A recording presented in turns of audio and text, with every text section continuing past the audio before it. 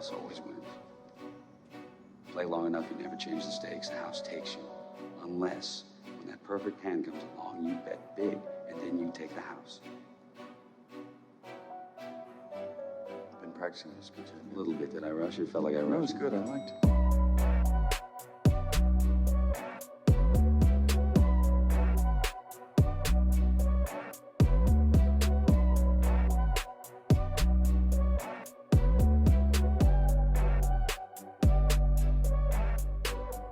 What's up, everybody, and welcome back to the Big Easy Bets podcast. I'm your host, Logan, and with me in the studio, Nick Von Brick. Shee. With us on the ones and twos, Justin the Russian Concussion Mascaro. Hello.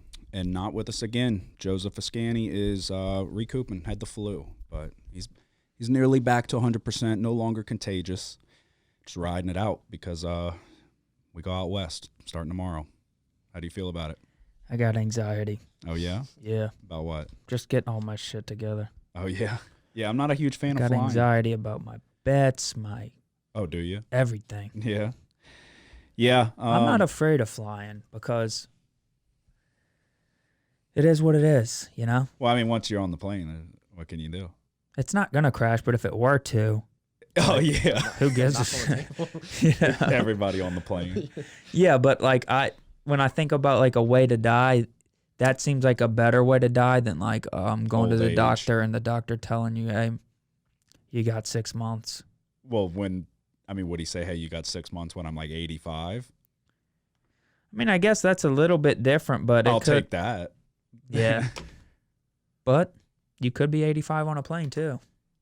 I will take that over 26. Yeah. The point I'm making is that I'd rather not know and then it'd be something like that. But we'll know on the way down, Not for long. but for long enough. Yeah, I mean, it's not going to crash. That'd be fucking horrible. Some have. Yeah, that is true. Yeah. No, yeah, I'm not looking. I mean, you didn't come in here and just like ease any anxiety. That's for sure. You didn't. Every time it starts to shake, I'm like, I fucking grab everyone next to me. What the fuck is going on? We had a little turbulence. Oh man, yeah. No, I'm gonna be drinking for sure, but it is what it is. So, all right, episode 129. That was a grim start to the episode, but you're rolling still. I mean, what do you got to say? I mean, this is what I expect to do. Okay, well, that's good. The NFL, not so much, but college, yeah, that's what we're shooting for. Yep. Yeah, Around 60%. Yeah, we both had good weeks. I nearly had a great week in the NFL, but two bad picks. I texted you right before the Monday, or right as the Monday night game was kicking off. I was like, it is a square bet. Yeah, no, I kind of felt the same way, but I tried to be like, well, it's still, I mean, even with it being a square bet, there was opportunity. Yeah. I was expecting them, I was expecting the Chargers, which they did, to have success against the Broncos because the Broncos' offense is not good. It's just really, it's struggling. It's just I keep expecting the Chargers' offense to wake up, and it's just not. So, I mean, they had multiple opportunities in overtime to go put a drive together and or waiting for a Russell Wilson throw to the flat for a pick six to walk it off and win by 6. Like, there was opportunities there all throughout the game. It is what it is. But, all right, episode 129. Nick's still on fire. I finally had a bounce-back week. I say bounce-back. That's back-to-back positive in college and NFL 2 weeks in a row. So, back. I got out of the water. I was able to breathe fresh air. And now we're clean slate, starting from scratch.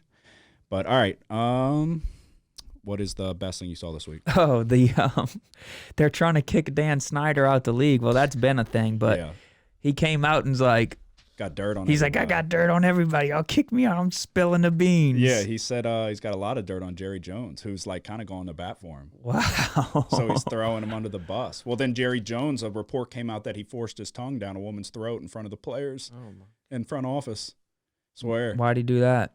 Because look at him. I mean, I would say because he's fucking Jerry Jones and feel like he can do whatever he wants. But yeah, so I did see that. And then Irsay in Indianapolis, he's like there. He said, I think the quote was, "There's merit for him to be removed." It's like he's had his problems too. He's a cokehead. Yeah, he's kind of wild looking, Ursay is. Yeah, he is. Snyder said he's taking them all down with him. Do it. Let's fucking go. Light the match. Let's see what happens. He said he's got dirt on Goodell, too. Yeah, that's what I'm excited about. Open up the fucking... pull back the curtains on 2018. Yeah, they said some shit like he hired private investigators. Yeah, on like everybody. So, y'all want to try to kick me out? Yeah. I'm going to show y'all. Y'all are fucking with me? All right. He's tailing them. Yeah. I got the plates. Yeah, he's going to take them all down with him, and I'm ready for it. Pull back the curtain on 2018. Let's talk about what we already know. Best thing that I saw, really, it's what happened to me this week. My Athletic Greens came in. Free plug for Athletic Greens. So getting my vitamins up. The main thing was any company 100% should advertise with us for a good reason. And that is you have a 50-50 shot of me buying your product religiously. I have a full-blown caffeine addiction. I drink so much coffee. All because I never drank coffee until literally this time last year. Lindsay's aunt just went to PJ's and she's like, oh, I got you some random like hot mocha from PJ's. It's like, I don't really drink coffee. I was like, but fuck it, whatever. Drank it, went like 6-0 that day betting. I was like, I'm drinking coffee every day now for the rest of my life. And I literally have. I'll have a coffee tomorrow. I had a 30-ounce coffee today. I nearly went and got another one for the podcast. I had a 30-ounce coffee the day before that. I'll have a 30-ounce coffee on the plane, jittery. I'll be up there. We'll be up in the sky. I'll be jittery and nervous about coming crashing down. But do they have coffee on the plane? I'll get one at Starbucks in the airport. No, but the steward, the flight attendant, I want her to give me one. Don't spill it. Yeah, no, yeah, back there. Yeah, no, I'm gonna have coffee tomorrow, and it's literally. I mean, now I like the taste and I like the caffeine, but yeah, I love caffeine. It was 100% because I had a really good day betting, and then I was like, I'm gonna drink coffee all the time now. It wasn't me; it was the coffee. So the Athletic Greens, this would be more beneficial if I get hot now. Yeah, and then I just start taking Athletic Greens like I take the coffee. It'd be better for my health. But yeah, you advertise with us, and then you're rolling the dice. Either I get hot betting, and then I am going to blast your product all over the place and be your biggest fan. Or the downside, I lose my bets, and then it's like, I'll never use your shit again. So what is it? It's vitamins? Rogan talks about it a lot on his podcast. It's all kinds of different, like vitamins, nutrients, vitamin, I don't even know. There's a shitload of stuff in it. C, D, fucking K. I don't know. It's a lot of stuff. It's green. I put it in the water. I swoosh it around, then I drink it. It doesn't taste great, but it doesn't taste terrible. It's good for you. So I've been waiting for him to come in though. Shit's expensive. It's like it is expensive. It's like $90 a month. There might be, Don't tell me anything better. No, there might be alternatives that don't cost as much. I know that's why I knew that's what you were gonna say. I'm already in. I have the subscription. Well, just sometimes I know this guy. He's my dad. He'll take like a bottle of good liquor, but pour lesser liquor in it. And then he's just tricking his brain. Act like he'll pour it to people and act like he's at the parties. Oh shit! So everybody's like, "Damn, breaking out the $350 bottle, huh?" He may have done it once. I don't know. He's got the wine bottle. Some people know my dad that listen to this, so just play it cool when you see him. Don't tell him you heard it from me. Yeah, $1,000 bottle of wine. It's fucking his box wine. I mean, that's kind of a veteran move, though. It is, because you're going in and it's like you're tricking. I mean, if it's like this Athletic Greens, this could be just fucking shredded up grass. Right. But I feel better already. Placebo effect. Mm-hmm. So your dad's out there. Everybody's like, damn, we're top of the top drinking Cristal. Yeah, it's like with the whiskeys really and stuff. It's like most people don't know the difference. Yeah, he's got them out here thinking they're drinking Cristal and it's Prosecco. He will find the closest thing, though. You know, he knows his shit. Yeah. Well, I don't knock the hustle. You got to do what you got to do. Right. If it makes the party better. So, I mean, after you have 2 drinks, who gives a fuck? Yeah. So, can't tell the difference. All right, Justin, what was the best thing you saw this week? It was Josh Naylor's home run. Whenever he was round the bases, mm-hmm. he was rocking the baby to Garrett Cole. I always think that's pretty cool whenever they flip their bat and stuff like that, and everybody gets mad. Yeah, everybody was funny. pissed. But that's what people don't know. Like Josh Naylor's been this way. You probably don't even remember. I posted about it on the Instagram because this was Yeah, a no, while I back. We remember were that. both on that game. Yeah, Where he it went crazy. Yeah, that was when I was deep into betting baseball, and they were down like 8 runs, and he hit like I think a 3-run home run to tie it, or it was a grand slam to tie it, and then he hit a 3-run home run in extra innings. The grand slam was to force extra innings, and then it was a 3-run home run to win the game, and he fucking was going nuts, smashing shit in the dugout. saying, Yeah, no, "I'm a I remember fucking when you savage." were posting about that. Yeah, hey, because I was watching other people, like I was watching I think it might have been one of the Barstool streams, and they're like, "Who the fuck is Josh Naylor?" I'm like, y'all have no idea. Who the fuck is Josh Naylor? You're about to find out. But it's just been confirmed. Yankees advance. Guardians are out. So that's good for me. That was another best thing I saw this week. We just saw it 20 minutes ago. My Yankees ticket is still alive, and the Phillies play in about a half hour. And It's game 1 for the Phillies. yeah, against the Padres. Both are Yeah. hot. But Phillies are rolling right now. 22-1 odds. That's what I was saying. Like, if you were to hedge, then it would have to be this series, I feel like. Yeah, but that's not a guaranteed hedge, though. Is my only worry. Unless 'cause you have do the- it to win the National League, not Yeah, the whole thing. that's what I'm saying. Yeah, but the odds are not great. But you would be guaranteeing Mhm. something. Yeah. I looked at it. There was a way, especially now that the Yankees are in, I could just bet on the Astros and the Padres because I have a Yankees ticket, I have a fucking Phillies ticket, and then I could bet Yankees and Padres now, and then I have a ticket on everybody. So Yeah. and then I could manipulate it to where I think I win at least $500. So it's like I should, but I'd let it ride. that's what I think I'm gonna do. You got 2 of them. I'm a gambler. I mean, These bets were placed back in March. This is a long time coming. This is going to repay me for all I lost betting baseball over the summer. right. And the Phillies are rolling right now. So 10-1 to win the NL, and then 22-1 to win the entire thing.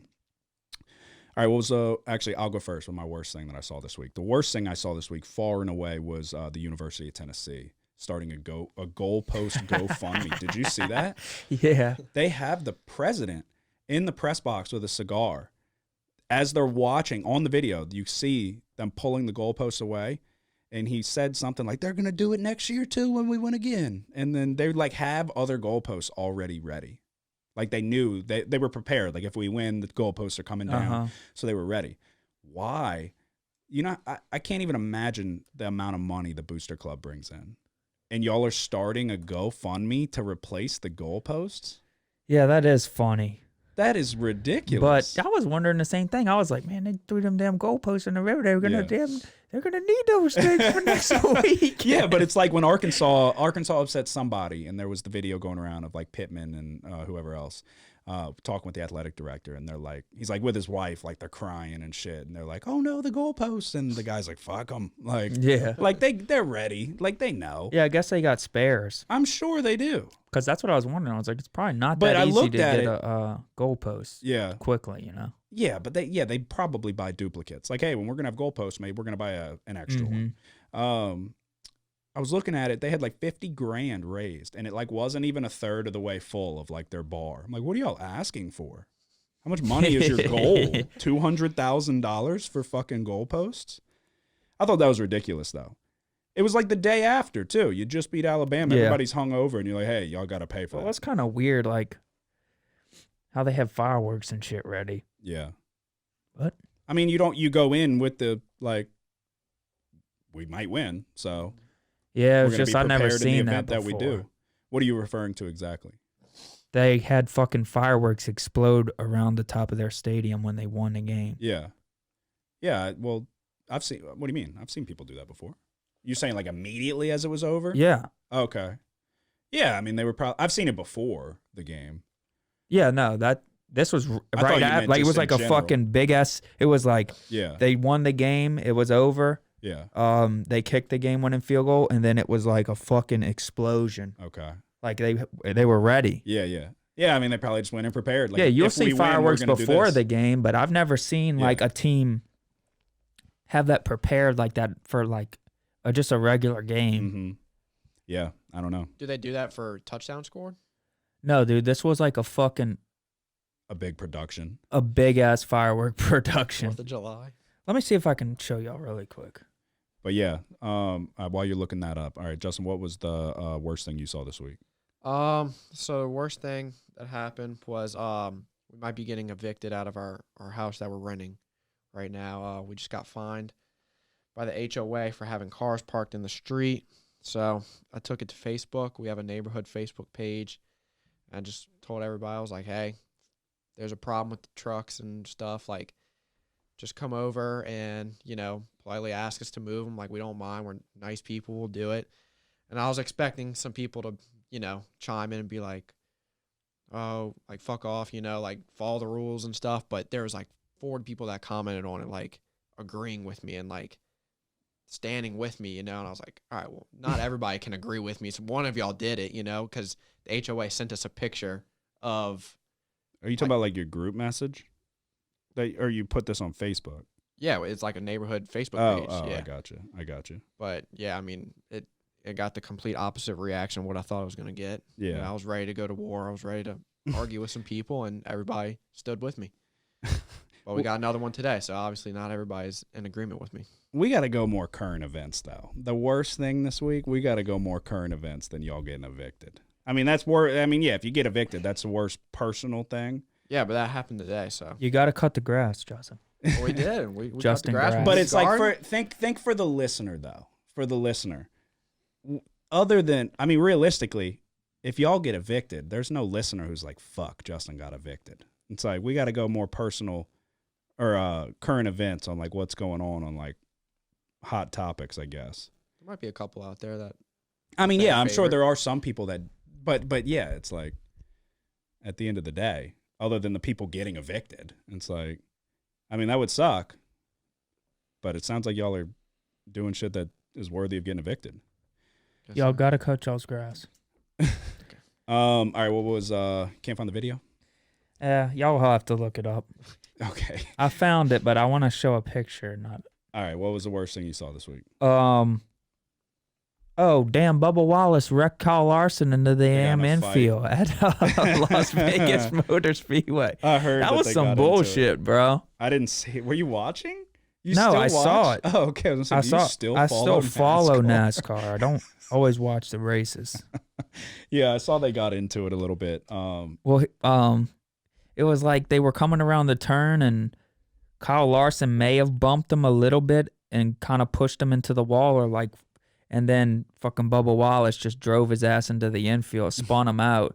Then he jumps out the car and tries to attack him. Really? Yeah. And Kyle Larson was like trying not to fight. You know, he can't like a fight big Bubba brother, Wallace. little Yeah, brother yeah. That's thing. the only person he can't fight.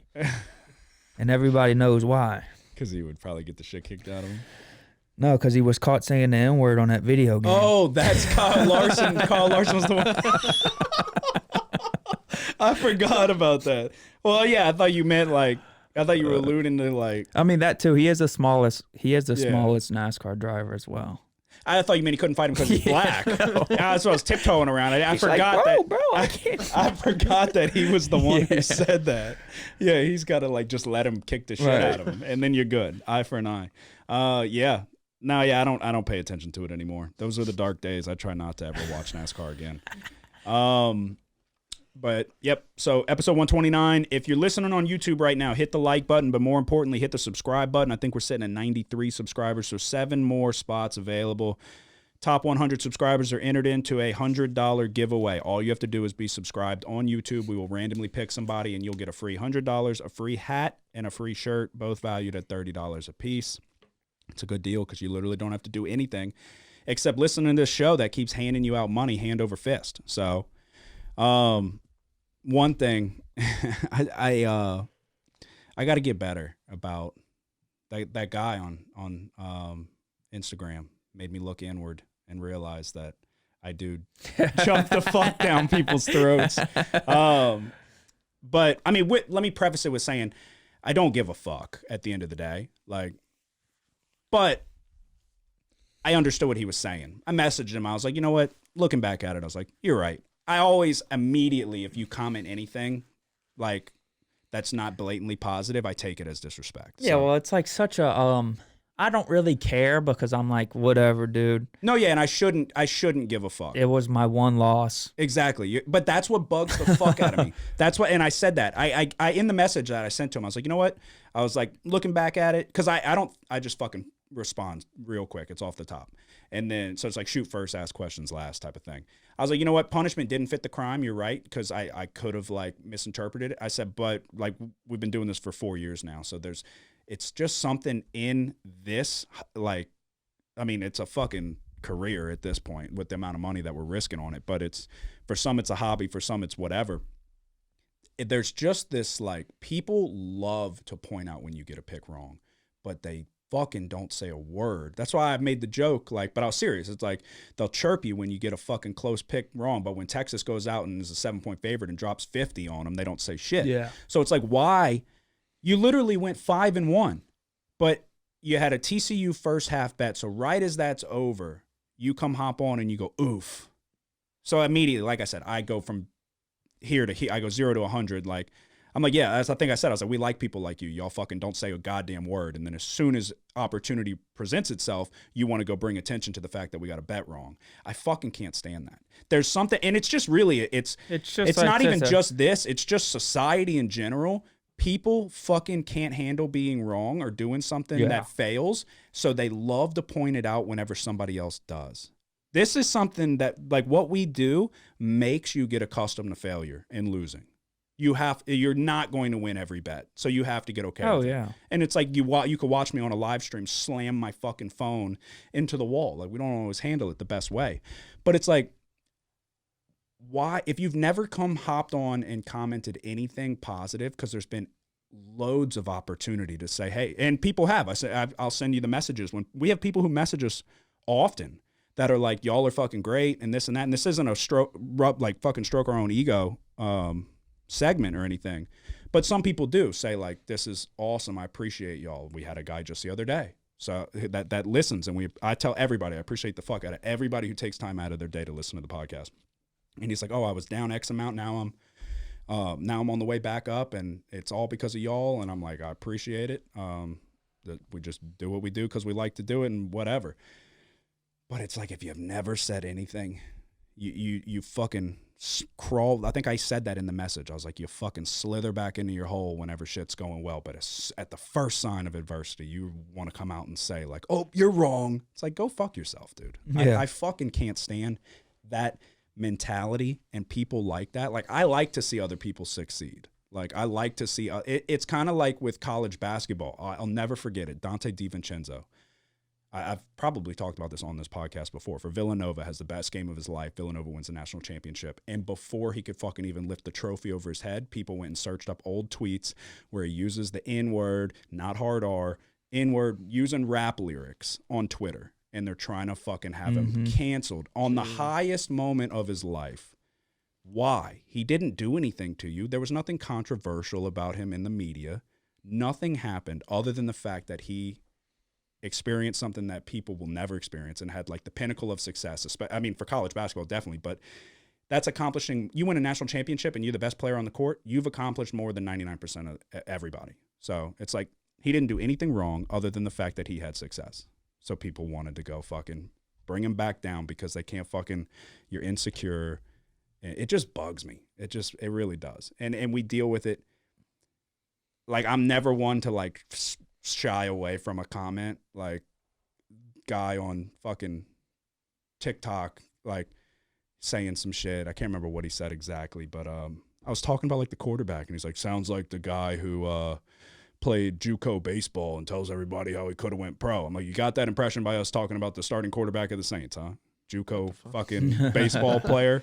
And then there was, like, a pick or something, and he's like, what a shitty pick. I was like, your mother thought it was a great pick. And I guess we both fucking lost. It's like, dude, I hate people so much. I swear. Like, I really do. And I got to, like, tone it back from, like, ruthlessly going back, because it's like they could go leave negative reviews and shit. But it's like, you don't have anything that I can go leave. I wouldn't leave a negative review anyway, Right. but you don't have shit because you're a low life fucking piece of shit, and you just want to go hate on other people's stuff. Like, I just hate that mentality. We're gonna get bets wrong. Like, let's just get it out there right now. I've gotten 50% of my bets wrong this year, Yeah. but we're on the come up. So, and that will lead us into our recap. But yeah, anyway, I apologize to the guy. I was like, you know what? Punishment didn't fit the crime, like I said. But I don't give a fuck that much. Yeah, no, Let's be usually I'm honest. just like, whatever, dude. Yeah. Because I'm like, Well, it's like you didn't go, oof. You almost had it. it would be different. It's because I win most of them. So it's like, I don't really care. I guess if I was in a slump and I was like losing a lot of them, Then it and then would've he made goes, him more oof, I'd be mad. like, oh, you're trying to kick me when I'm down, huh? That's the thing. Yeah, they always try to kick somebody Yeah, well, when it they're down. wasn't even my pick. But I Right. guess I feel like because No, I it happened to a previous post too, kinda. Yeah. And it was just like, No, yeah. Yeah. It's just so weird. Cuz another guy, it was, what pick was it? It was one of you, like, your first ones, and they got kind Beginning of year, of blown out. But no, this one wasn't a comment on it. it was Vanderbilt. Yes. And he messaged directly to the page with like the Okay. crying, laughing face. And it's somebody who listens often and came to the golf tournament and all of that, and definitely supports big time. And he wasn't meaning it like maliciously. I think he was just like crying, laughing face, like, Jesus Christ, they're getting fucked. And it's like, since then, though, it was like, I think you went on like a 5-game winning streak. And like, that was like also the only loss that day. And it's just like the losses stick out in people's brains. It doesn't, like, you go 5-1. The only thing that got a comment was TCU first half -3. Yeah, that's annoying. And then I post a rhetorical fucking question of the 4 picks that you gave out on the podcast. And I go, 4 picks. I said, which one didn't win money? And the guy goes, Wisconsin -7.5. I'm like, motherfucker, dude. I was like, it was a rhetorical question on the 4 picks that he gave out. Why are you coming at me about my wrong pick? He was like, yeah. He said, I just remember that was one of the picks somebody gave out. I'm like, yeah, I remember it too. Thanks. I'm like, Jesus Christ. Oh, that was kind of funny, but But all right, anyway, midweek Wednesday football, I can't stay away from it. I told y'all that UL +10.5, they win outright. They win outright, pretty much going away by 10. The defense did what I thought they could against Marshall. It was pretty much stop the run. Quarterback's not going to beat you, or at least not going to beat you by 11. So, but they went outright, started off really, really great. Next game, West Virginia +3.5. This was bananas. This one had the blood pumping for sure. They win 43-40 in a game that Joseph had the over in this one, and it was a good bet. yeah. It hit like halftime, basically. JT Daniels, that's what I said. I really like JT Daniels. West Virginia's defense is so goddamn bad. Thankfully, they got the scoop and score, which was fortunate. But, I mean, it is literally – their defense is horrible. 590 yards of offense for Baylor. The turnovers was really the difference in this one. But JT Daniels, I've been saying it. You kind of agreed. I feel comfortable. He makes some throws, dude. He's got really good arm talent. Really, really good arm talent. If his offensive line just gives him time. And then the running back, they were without their starter, but it didn't matter. What's his name? Mathis is looks like baby Marshawn Lynch. Let's see. Yeah, number 24. 22 carries, 163 yards, and 2 touchdowns. That dude runs hard. So West Virginia +3.5. They went outright by 3. So back-to-back dogs to start off the week, winning outright. Wisconsin, the aforementioned Wisconsin -7. They had an opportunity in this one. Graham Mertz is just not very good. He's just not. It fucking aggravates me so bad. They had a chance to, I think they might have been sitting at 7, but really the only points, I can't even remember who they were playing off the top of my head. The only points that the opposing team even got was because Graham Mertz either threw a pick 6 or was a pick inside the 20. Just handed them points. And then the defense for Wisconsin broke down there at the end. Texas -16. They had their opportunities here, but this was another bad bet. Iowa State's defense is good. And Texas's defense really just kind of broke down. it went back to their old ways a little bit. Michigan -6.5. We were both on it. It was our only agreement pick of the week, and they absolutely roll. The first half was wacky. If you had the first half spread, you are pissed. Oh, yeah. You I are was thinking fucking about that. pissed because Michigan was dominating in the trenches, dominating every facet of the game except the turnover battle. A pick six, a fluke play off the helmet, and Penn State returns it for a touchdown. Michigan was up 2 at half, right? Something like that. Yeah, I think they were up 2 points at halftime. And then they come out and just trounce Penn State in the second half. They ran for like over 400 yards rushing, a typical Michigan game for what we're used to in the last couple years from Michigan. And it was our only agreement pick of the week. We're now 8-1-2 in games that we are both on the same side in college football. That is damn good. Syracuse -3, starting quarterback Leary out for NC State. Syracuse was dominating this football game if Schrader would stop fucking turning the ball over. And it was like ill-advised shot plays when they didn't need it, like first down, just take a shot down the sideline, underthrows it. But with that being said, a key point for me in this one was that I felt like they wouldn't really be able – I felt like they would do a good job of moving the chains due to his ability to run. He had 16 carries for 81 yards. Sean Tucker is a damn good running back. I like him. You talked about him, I think, whenever you were on them against Purdue, correct?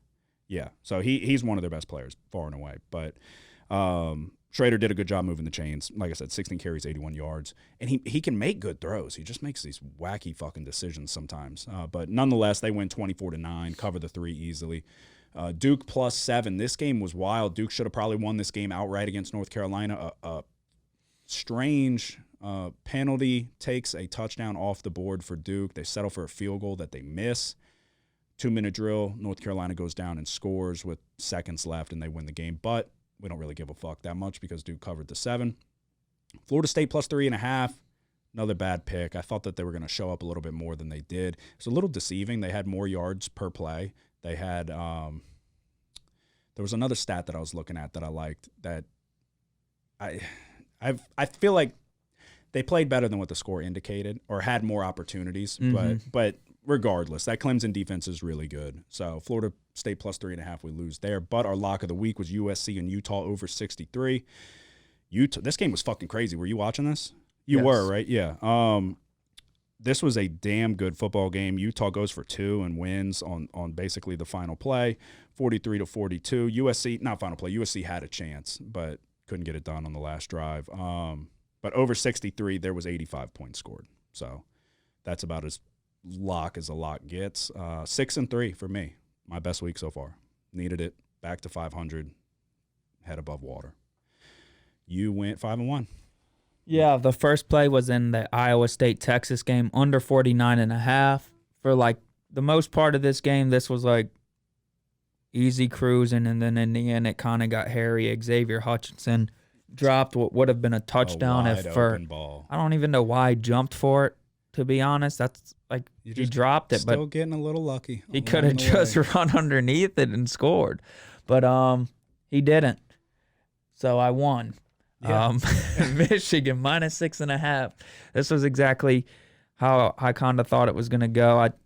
I remember just watching Penn State against Purdue, and I was like, maybe Penn State's run defense just isn't that good. Well, this was their first real test, and they got run all over. Arkansas -1.5. This was kind of a situation where going into it, I thought Arkansas was going to have a lot of success running, and they did, but KJ Jefferson did a lot throwing the ball as well. He ended up getting knocked out of the game at the end, but by that time it was already a big lead for Arkansas. It was his head again, right? Yeah, he got another concussion, I think. TCU was the game that I added. Did you touch on Tennessee? Yeah, I'm going to at the end. Okay. This was the game that I added for the first half. This was a game I had in my notes when we recorded, but it was at 3.5 at the time, and like I had 3 circled that I didn't want it to go over 3. At the end, it turned out TCU won the game by 3. Yeah, so I was looking at what were they down at halftime? It wasn't that. I kind of quit watching. I didn't early think it was because that it close. wasn't. I had no chance to cover the spread. Yeah, and then I look back. I think they won in overtime. Yeah. Yeah, it was like they come By back and 3. win the fucking It kind of game. looked like double at one overtime, point I they were think. gonna win by 6 or 7, maybe. Yeah. But I think Oklahoma State ended up converting and tying it to go to another overtime. But Yeah, it was 24-13 at halftime. yeah. And they come back and win 43-40 in double overtime. Rice +4. This was a really weird game because Rice quarterback is not any good. They like to run But the they ball. ended up getting up early, 14-0. I was surprised in the end of the game.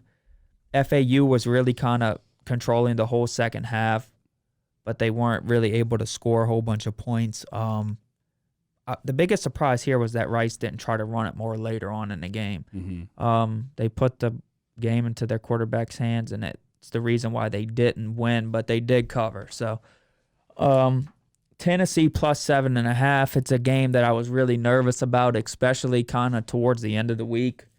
There were reports coming out that Bryce Young was just totally fine, and it's one of the best games I've seen him play. I would compare it to the SEC championship against Georgia, that type of performance that Bryce Young played. Yeah, I'm going to be honest. I really didn't get to – I watched the end, but I didn't get to watch. Oh, he was I brilliant. was flipping – I had too many games on that I was watching, but I was flipping back and forth. But, yeah, I didn't get to really tune into it like I wanted to.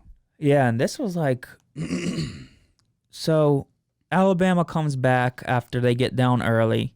It's the end of the game, right? Mm-hmm. And Tennessee's in control. Tennessee's the team that's going up by 7, then Alabama keeps tying it. Yeah. Tennessee, it's a tie game after Alabama ties it. Tennessee has a ball, and Hendon Hooker and their running back fumble the exchange, and it's a scoop and score for Alabama. Mm-hmm.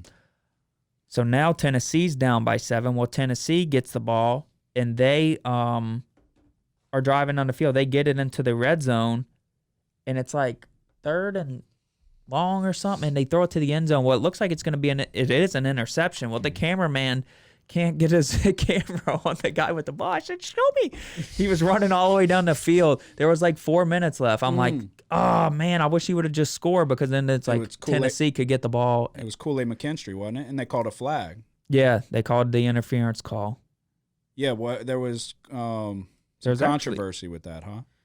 Yeah, but I don't think it was that controversial of a call. Okay. To me, the most controversial call was earlier in the game. Bama fans are fucking crying Oh, they're so bad, bitches, dude. dude. And I keep commenting back and forth to it, but it's like get in fucking line, dude. I Y'all don't lose know. one time. They and said it was thrown late, which I couldn't tell because I swear when I mean the camera guy like literally didn't know what was going on.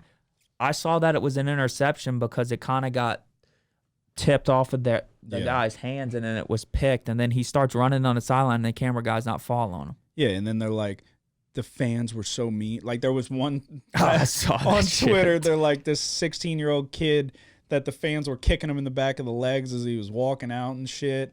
But his dad is a Tennessee fan, so he's like, but my dad told me not to tell anybody because it would ruin the moment. I was like, so dad probably said, shut up, nerd, and kicked him in the back of the leg.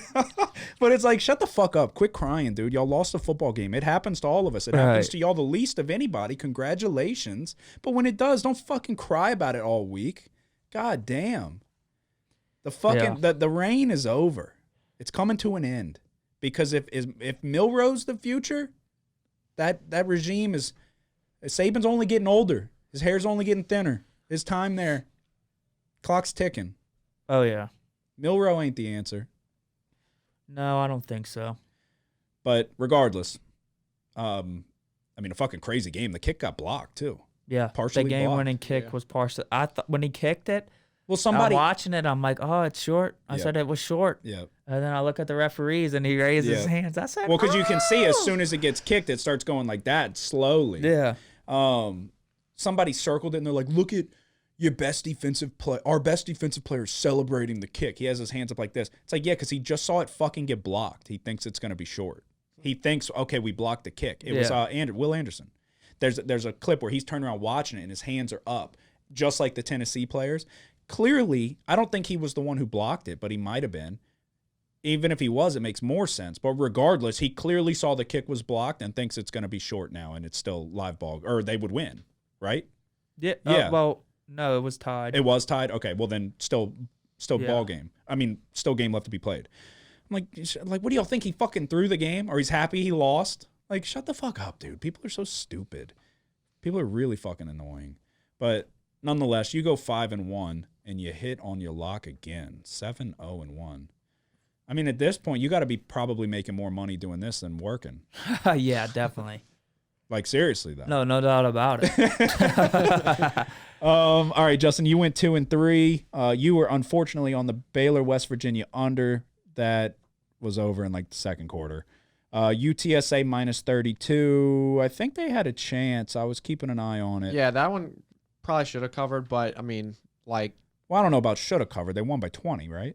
well, yeah, but I mean, I was watching it and they just kind of took their foot off the gas, and Well, that's what why you I worry said. about. Yeah, that's why I said the back door's always open with a game like that, and then late in the fourth quarter, if you're up 4 scores, you're taking everybody out. Frank Harris was out for the entirety of the fourth quarter. You were on Arkansas -1 with Nick. It was your lock of the week. So that was a good pick. Washington -14.5. Would they win by 10? Yeah, Arizona scored 2 late fourth quarter touchdowns, and that kind of fucked that up. Yeah. So That Washington offense, I feel like, kind of is fizzling out a little bit. I know they put up a lot of points on Arizona still, but I feel like that hype train's kind of run its course. You were also on Michigan -6.5 with me and Nick. So overall, you went 2-3. So our updated records after a very profitable week for me, 6-3. That brings me to 31-31-3. We hit on the lock of the week, so that brings me to 3-4-1. We had some unlucky picks with the locks. We had a couple bad picks with the locks, but we're clawing our way back. We're sitting at 500 now currently. Nick went another 5-1 day, 31-18-3. What's that like? That's a near 65%. Yeah, 63.3. 7-0-1 in your locks. Not great at math, but that's better than 63%. And then Justin, 2-3 brings you to 18-22, 3-5 for your locks of the week. Joseph only had the one play. It was the over in Baylor, West Virginia. He hit on that. That brings him to 11-16-1 and 5-3 in his locks of the week. Where is the here? Mark that. Update his record for me. Just go back to the middle and then update his because I'm gonna forget to do that. Joseph's making a little comeback after a horrible start. Yeah. So that's what we were telling him. He sent me picks too. He's got more picks this week than just the one apiece. So all right, we look ahead to this is going to be a kind of a conservative week for me. I don't even know what Yeah, is it kind of is for me too. It's I But only have it 3. could change. college football week 8, NFL week 7. I mean, just typically I'll have like borderline 10 plays. I got 5 this week.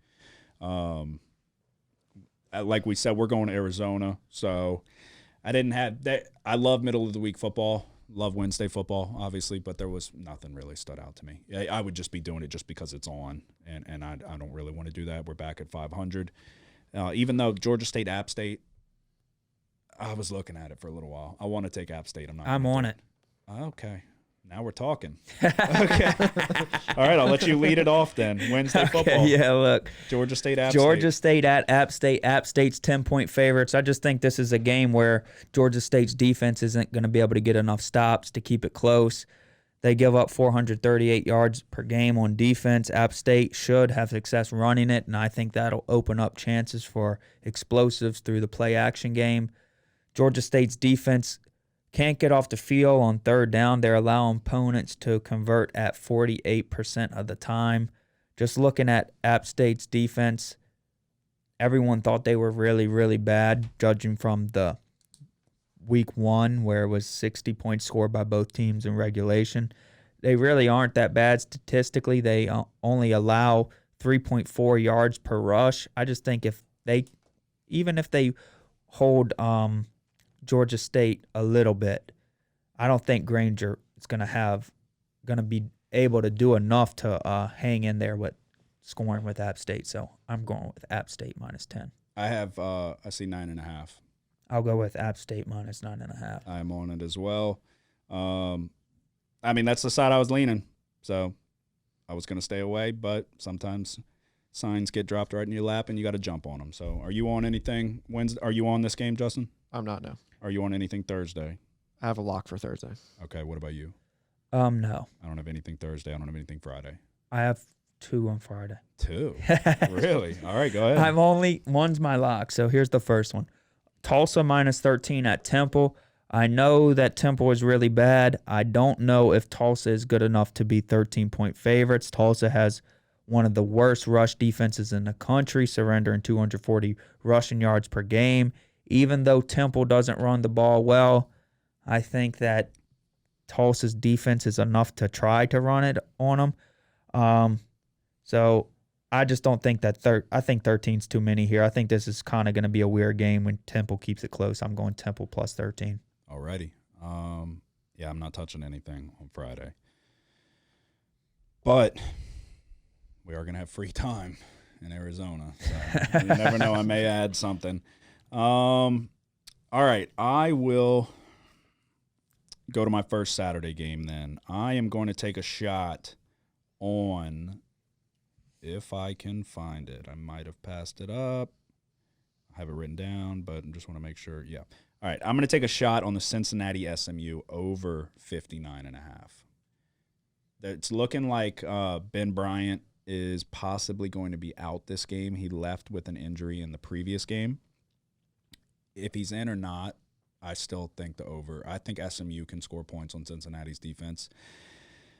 Statistically, Cincinnati's defense is good on paper, but the only true test they faced this year was their lone loss to Arkansas. We watched them nearly put up 500 yards of offense. Even with the question marks at quarterback, I still think, like I said, I still think that both sides will be able to move the ball. SMU's defense is not very good. And then this is just one of those. I feel like SMU is starting to click a little more offensively. So I'm going to take the over 59.5. It's not my lock, but I'm going to take a shot. I didn't love the board this week.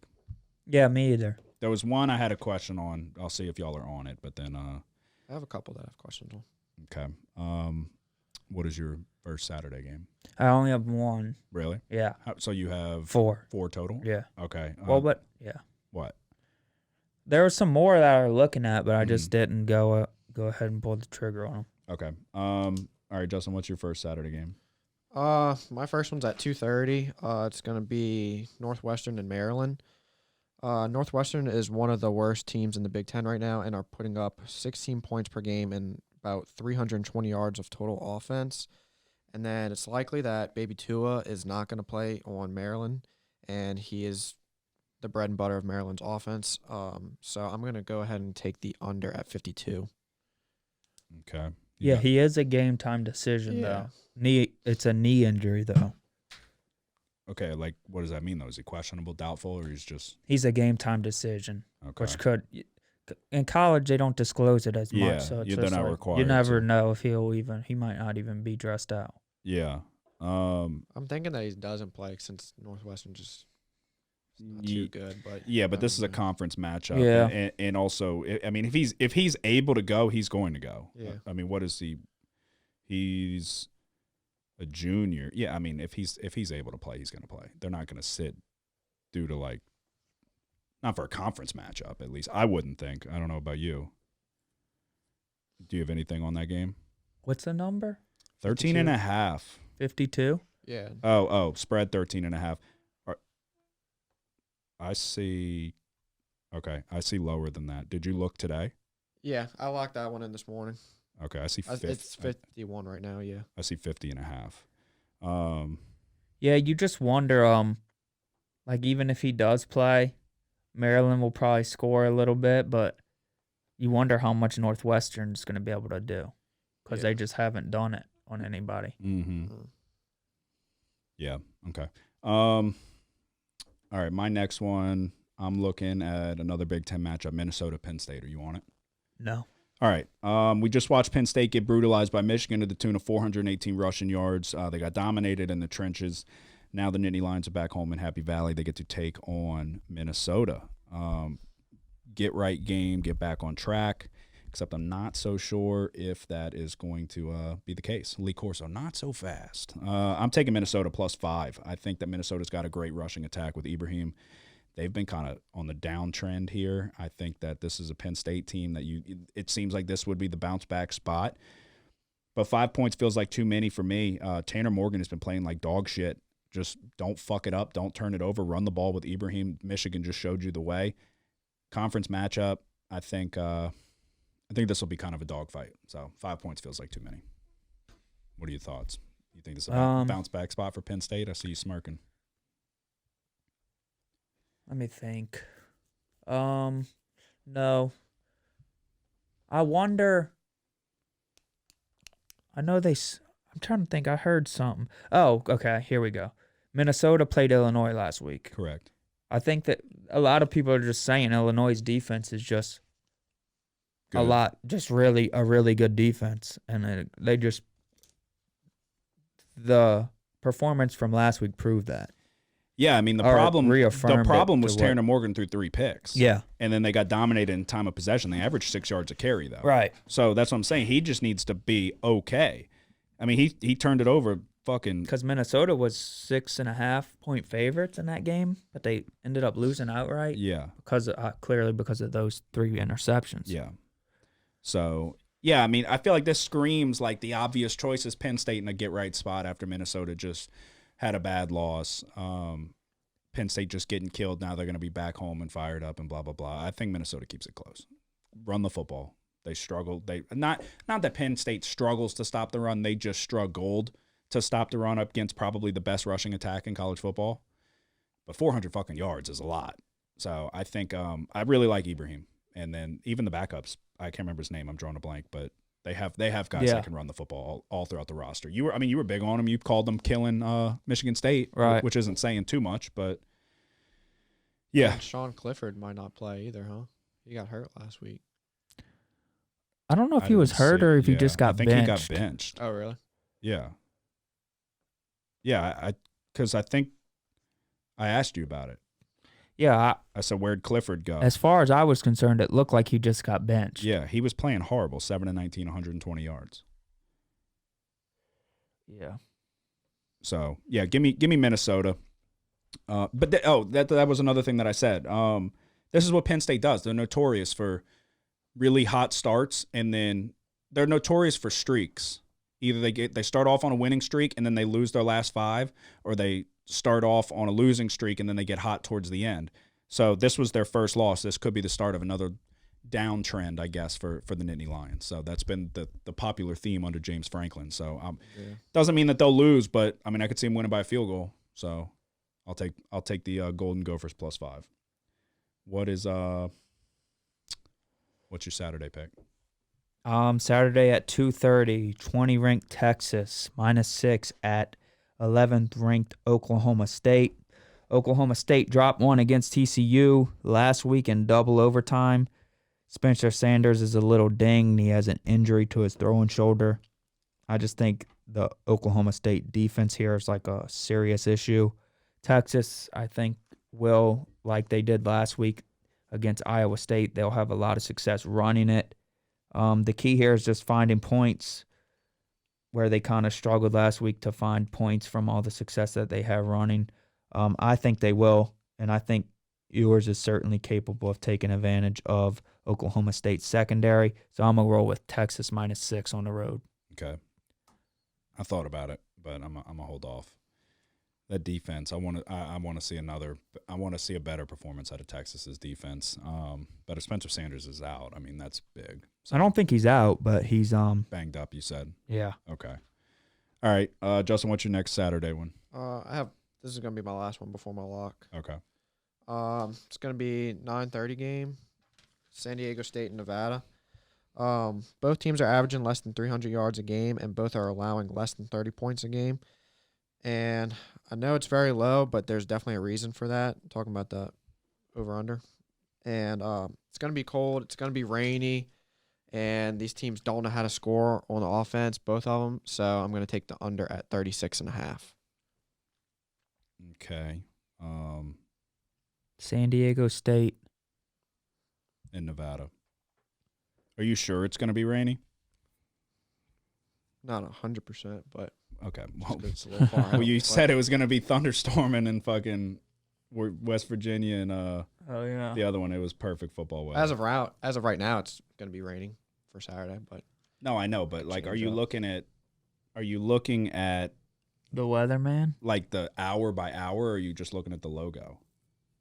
Because this is what we talked about on the last podcast. Whenever I looked at it, it was like 100. It did say 100% chance of rain, but it was Yeah. at like 3 in the morning. Mm-hmm.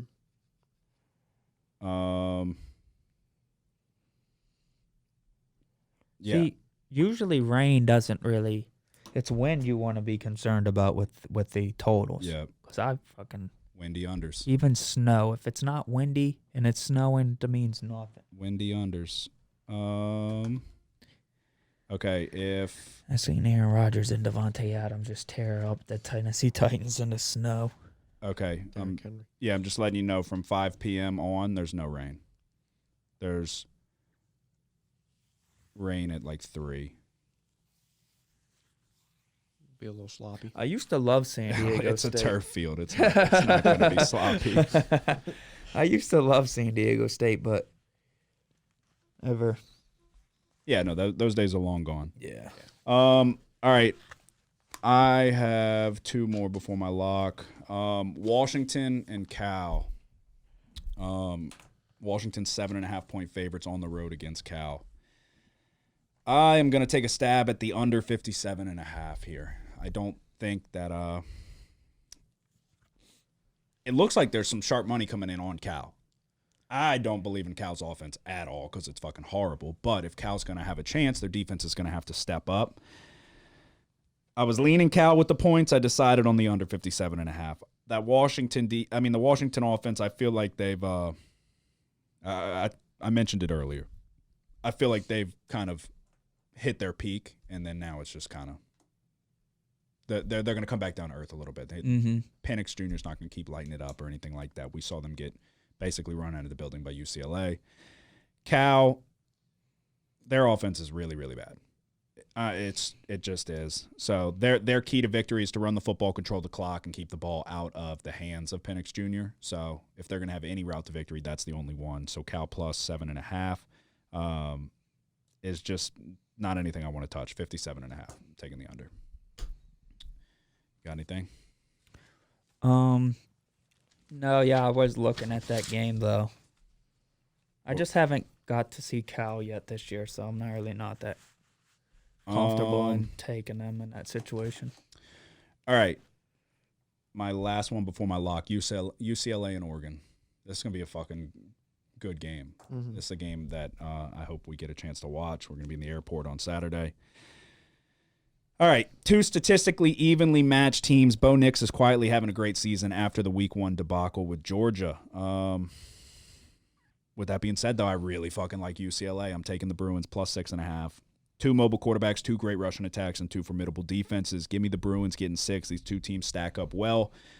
UCLA's better at moving the chains. They're 4th in the nation on third down. Oregon's 32, so they're not bad themselves, but 4 is better than 32. DTR's ability with his legs is dynamic. Charbonnet's the best running back in this game. UCLA's defense is better than advertised. 6.5 just feels like too many. This is a close game. So they're saying what they're saying at home it'd be a pick'em for UCLA. Yeah, That's crazy. maybe even. I don't know what people value their home field advantage. Well, it's typically 2.5, 3 points. I thought is what. Yeah, 3 points, but they don't really have that. That's true. That's true. Yeah, I don't know. I mean, what are your thoughts on this one? I feel like Yeah, it's definitely one I was looking at, but which side were you leaning? UCLA. yeah, but I it's think just I could UCLA's see just good. Oregon winning. I can see it too. I can see it if it's up to Bo Nix if he can play. But I feel like this UCLA team is good enough and the perfect team to play every team close. With the ability of DTR running the football and his quarterback ratings through the roof. His completion percentage is, I don't know if I wrote it down, but it's, really, really fucking good. He's protecting the ball, making smart throws, but he's also taking shots down the field, but they're like, Kelly's fucking scheming. Like, Chip Kelly's his offense is doing very well, getting guys open where it's shots downfield, but it's high percentage shots. Yeah. And then DTR's ability with his legs, it's so hard to get that. That's why they're 4th in the nation converting the chains. Because you got Charbonnet, who's averaging damn near 7 yards a carry. He's keeping you in short down and distance. And then if something breaks down, the only thing is Oregon's linebackers. I really like their linebackers. Flo, and then you've got Sewell. They've got fast sideline to sideline linebackers. Yeah, that's what worries me. It's like I just feel like there's a better chance of Oregon slowing down UCLA's rushing attack than vice versa. Yeah. So that worried me a little bit, and then it's also just like how many good throws is Bo Nix gonna make that are like, I don't know. This year, I still feel like Bo Nix is more likely. It does feel like too many points. I feel like Bo Nix is more likely to give you the dud game. Yeah. And I also feel like he's also a mobile quarterback as well, but he's not as dynamic. He's not as electric on his feet as DTR. It's not even close. No way. So, I don't know. They got guys over there. And USC just lost. This is a great chance for them to prove, like, we're the top team in L.A. and the best team in the Pac-12. Yeah. So, I'm taking the Bruins. It just seems like too many. Sometimes the games that seem like too many are too many. So, yeah. But that is all I have other than my lock. So, we will Yeah. Go ahead. Go ahead, Will. Well, I was going to say with what you were going to say, but all right, locks of the week, most important college football bets. I'll let you lead it off. All right, I'm going to Friday night football. UAB at Western Kentucky. Western Kentucky's 2.5-point favorites. I'm a little bit worried about this one because I knew you were going to take this one. UAB has found a way to lose games that they shouldn't have. They would be undefeated if it weren't for stupid turnovers and penalties. Western Kentucky's rush defense is okay, but when they've played offenses that can run the ball above average, they struggle more. UAB is certainly one of those teams. They average 244 rushing yards per game. So I do think UAB will have success running it. And I think that's the reason why UAB has a good chance to pull the upset here. So I'm taking UAB plus 2.5. Yeah, you've been big on UAB this year. I'm always big. When you said you had a lock for Friday, I knew that's what it was going to be. I had a feeling. All right, my lock of the week, BYU and Liberty. It's a BYU team that had sky-high expectations. Those are clearly gone now. I think this is a take your frustrations out on Liberty type of game. Give me BYU minus 6.5. Liberty's 116th in the nation converting third down and 70th in the nation on first down. They will find themselves in unfavorable down and distance. Yes, they're 6-1, but outside of a decent UAB team that you just gave out as your lock of the week, who have they beat? Gardner-Webb, UMass, Akron. Old Dominion's not bad after just coming off of a fucking impressive win over Coastal. I didn't really see that. Not saying that they weren't able to win the game, but to win it by that wide of a margin. Against Gardner-Webb, their most recent game was a 1-point win. They were 1 of 12 on third down, turned the ball over 3 times, lost the time of possession battle, and averaged 3 yards per carry. I think this is a BYU team that has guys in that locker room that are going to bounce back. That, like I said, they had sky-high expectations. You're not going to reach any of what they were hoping for, but I think they roll in this one. Jaron Hall needs to play better. I think he will. BYU minus 6.5 is my lock of the week. Yeah, that's interesting that you brought up Liberty versus UAB because it's kind of coincides with my lock as well. That game, man, UAB rushed the ball for 250 yards, but lost. They fumbled it 4 times. Yeah. And a couple of them were like down there about to score. So it's like, that's a thing. Yeah, I was on Liberty actually for that game, and it was like a game you felt kind of lucky that it was even as close as it was, and Liberty won outright. Yeah. But, yeah. So, I think this is just one of those. I don't think BYU throws in the towel because it's still BYU. You're not Alabama. You're not fucking Georgia. You weren't really coming in like we're winning a national championship. You've fallen short of your expectations, but I'm blanking on the coach's name, but I like the coach. I feel like he's a get the guys ready to roll type of coach. And, I mean, Jaron Hall's been there long enough that, he's not playing well. He needs to play better. But they were hanging in there with Arkansas for a while. Yeah, Arkansas pulled away towards the end. Yeah. And it's like, I should have been on that one too because I was thinking the same thing. It's like, this is still the SEC. Yeah. Like, people are falling short on Arkansas thinking they're kind of falling back to earth, I guess. But this is still an SEC team and one of the best probably the best rushing team in the SEC. Yeah. So, yeah, but I think, like I said, I think this is a get-right spot for BYU. So I like that pick. I don't like that endorsement. I said, if you're not on it, I don't want to hear. I don't want to hear about it. All right, what's your lock of the week? Okay. Going back to Thursday night football, Virginia and Georgia Tech. Both teams are coming off a bye, and Georgia Tech is coming off of an overtime win against Duke, while Virginia's on a 3-game losing streak. I don't think Virginia's as bad as their record indicates. They're putting up more than 515 yards a game and 35 points a game, while Georgia Tech is putting up a little over 365 yards a game. But I think what's going to be the big difference here in this game is that Virginia's converting nearly 47% of their third downs, while Georgia Tech's only converting 35% of their third downs. I was going to say that's damn good on fourth down. Yeah. Armstrong isn't having a spectacular year, but I think this is going to be a good game to kind of bounce back and get some confidence here. So I think they get back on track here against Georgia Tech. So I'm going to take them +3. You're taking Virginia +3? Yeah. Yeah. And actually, yeah, no, that wouldn't be that good on fourth down. I was thinking he's saying like they go for it, that percentage. Yeah, I was looking at this one.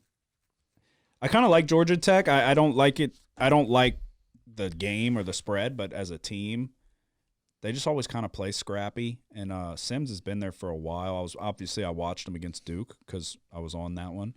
And yeah, I mean, they pulled out a win, bad pick by Duke there towards the end, but I don't know. It's still the same type of offense. It's a little more pass happy, I guess. A little more than what they used to be. They used to never fucking pass. But yeah, I don't have a strong enough lean on either side. So yeah, I just know Virginia is bad. Yeah. Well, yeah, I thought you were just talking about Armstrong playing like shit. No. Did he not say that just like last episode about Brennan Armstrong? Yeah, he's not playing like he was. I think we touched on it, yeah. Well, I thought, weren't you on Virginia? There's been a couple episodes we talked about him, but yeah. I thought we just talked about this last episode. Were you on Virginia against Louisville? Yeah. That was just last week. Was it last week or was it 2 weeks ago? 2 weeks ago. It was the last game they played. Yeah. Yeah, we talked about him a little bit, but I didn't watch the game. I thought y'all were both saying that he's like trash. And yeah, we talked about it, and I said he used to be like kind of show flashes. yeah. That was exactly what I said. Yeah, I haven't been paying attention to him. But all right. There's our college football picks for the week. See if you can keep it rolling. Notoriously or historically, I do very well on the Saints away game trips, record-wise betting. When we were in Disney, I went like 7-0. Or we were in Disney, but we were there for the Tampa game. But yeah, typically when we go on the road, I do well. So this is the first year you're coming with us, so we'll see if. Yeah, we're gonna be in the damn traveling for the whole damn day Saturday. I mean, yeah, pretty much. But we're gonna have a kind of a lengthy layover. So we'll at least be a little bit of a lengthy. Yeah, I really didn't like the card, so I kind of It's kind of a good week for it. But we'll have. Yeah. I mean, we'll have time to watch, and also too, I'll fucking pay for the Wi-Fi on the plane and watch on the plane. Yeah, that's what I was wondering because I would too. No, like I will. You can buy the Wi-Fi. Yeah, it's not too expensive. But is it good enough to stream a football game? Well, then they'll be giving me my money back. If not, I'll say I accidentally bought this. All right, so we will move on to the NFL. That is our picks for college football. All right, recap. Thursday night, Commanders and Bears. Oh, wait, I'm sorry. Let me give you Joseph's picks. Joseph has some more picks this week. He's not doing just the 1-1. Joseph is taking Georgia State plus 9.5 on Wednesday. So that'll be great. We'll watch that. Smart bet, huh? He's on Texas minus 6.5, Purdue plus 2.5, and he's also on UCLA plus 6.5. He's on Texas minus 6.5. Yeah. Are you sure you can't find 6 with this crazy? I did see 6. Yeah, he always does this. Yeah, y'all can get 6. It's 6 because it's 6 currently. Joseph's not doesn't really shop for the best line. No, yeah. Yeah, he's trying his best. But, yeah, so Georgia State plus 9.5, Texas minus 6, Purdue plus 2.5. And actually, yeah. Okay, that's correct. Purdue plus 2.5 and UCLA plus 6.5. Okay, yeah, that Purdue game's an interesting one because it's like, why aren't they favored, you know? Yeah, I know. And there's kind of. I just feel like somebody knows something. This is going to be, if Purdue doesn't win it's because of some funny things that happen, like special teams score or a defensive score for Wisconsin. I just don't know if Wisconsin's going to be able to run the ball that effectively on Purdue. Yeah, I don't know. Braylon Allen's fucking good, though. Really good. They need to just run him Wildcat. Yeah. They have a lot of success when they do it. They really do need to just do that. But, all right, NFL. Commanders +1 on Thursday night. We got lucky to get this one. Really, really fucking lucky. About 4 inches away from not being lucky. The muff punt went our way. It was a whole fucking fuckload of things. And to be honest, it was perfect for me because I was watching West Virginia in a shootout. I didn't even watch this game. I tuned in here and there. But another snooze fest of a Thursday night game. I didn't have to sit through it. Yeah, I was gonna say you didn't miss much. Rams -10.5. It was close there. It was really close, actually. The Panthers couldn't do shit until the final drive. They marched down inside the 10-yard line, batted ball, interception. We go on, hold on to cover the spread. Bills -2.5. We were both on it. This was the revenge game for the Bills. I texted you. I don't know if you saw it, but I said they were like on their own 20. And I was like, it feels inevitable. Bills are going to march down, score. They're going to leave time for Patrick Mahomes, just like the scenario in the playoffs, but there's going to be more than 13 seconds. And then we'll see what happens. So, but it felt like this is exactly what we said, the revenge game for the Bills. So it was your lock of the week. Should have been my lock of the week as well. But Cowboys +5, we were both on it. They had a lot of they started out so many opportunities. Yeah, they started out so bad, and then they crawl back. They're inside the number, and I just had a feeling. I'm like, they stopped the Eagles 3 times in a row, and then now they're inside the number. It's like, can you stop them a fourth? And it's like, I just had a feeling it wasn't gonna fucking happen. Cooper Rush played like shit. So, but and then Chargers -5 on Monday. Kind of a square pick. Definitely a square pick. I knew it going in. It's tough giving these picks out on Tuesday. You give the picks out on Tuesday, which the podcast will be out on Wednesday. But when it comes down to Monday night and you're like, it's like you have more time to think on it throughout the week and like kind of dive into it a little bit more. That's why I texted you. I was like, it was kind of a bad pick. Broncos defense is too good. They're gonna hang in there close. I would give my left arm for Pat Surtain. That dude is really, really, really good. He is so smooth. Yeah. His fucking transition, his hips, the way he can turn his hips and fucking get in and out of shit. I'm like, dude, he is so good. His like technique is like flawless. But so yeah, Chargers -5, lock of the week. We dropped that one. So I went 3-2 and dropped the lock of the week. You went 2-1. You're still going with your conservative 3 plays a week. Yeah. I mean, if you go 2-1 every week, I think you went 3-0 2 weeks in a row. So I haven't. Never mind. What? I'm not even gonna say it. You haven't had a negative week. You haven't gone 1-2 or worse. I've went 1-1, Let's just and say 1 it. was the worst. Let's just say it. Well, yeah, I mean, you're 14-3-1. I would assume. Yeah, I you haven't probably had haven't had a rough week yet. Yeah, I haven't had a week under 50%. I mean, realistically, you're up 13, 24. If you're betting double on your locks, you're up over 30 units. Yeah. You know what I mean? If you're betting more on your locks, I mean, record-wise, you're up over 30 units. We're like 2 months in, so not very many other people are doing that. So, but 2-1 for you. We were on the same Washington Bills and Cowboys. So in our agreement picks, again, this is a critical thing to keep an eye on when you're listening to this podcast. If Nick and I are on the same bet, odds are in your favor that you're going to find yourself at the window cashing a ticket. NFL, we're 8-3. College football, 8-1-2. So that is very good. Justin, you went 2-1. You're taking Nick's approach. You notice that? Yeah. He's trying to take a page out of your book now. Y'all are both going with the three conservative plays. I mean, there's really just not that many games to choose from in the NFL. No, there is. Not as many as college football. Well, yeah, of course not. But you can find more than 3 plays if you wanted to. I'm not saying it's obviously working. Well, it's not working for him. Yeah, well, he's bet more than me, huh? Oh, yeah, definitely. You were also on the Commanders. You made it your lock. That's why I said in real time. I don't know how the fuck you felt comfortable enough to make that a lock, but I hate this chair. yeah, you move. Stop moving. I always wonder who it is. It's him. Shut up. It does make a lot of noise though. I mean, you bought a cheap chair. Dude, somebody's been wearing this thing out. Oh, yeah, I have. Boy, you fucking, it's on that side. The computer's. Yeah, I mean, I'm not fucking flip-flopping chairs every time. I'm not wheeling them. There's no room to fucking move them around. You're on Commanders +1 was your lock. Rams -10.5, and then Ravens -5. I texted Joseph. I said, eventually y'all are going to wake the fuck up and stop betting against the Giants, dude. Dude, I was so pissed that I didn't. I thought I wanted to so bad because 5 doesn't make any fucking sense. Literally, just like 5 doesn't make sense for the Chargers, 5 definitely doesn't make sense. The Giants are fucking good. Yeah. Somebody's gonna wake up one day and go, you know what? Nick and Logan were right. I've been saying it for 2 years now. No, I was so mad because the Giants was my third game I was looking at, and I kind of switched it out for the Cowboys last second.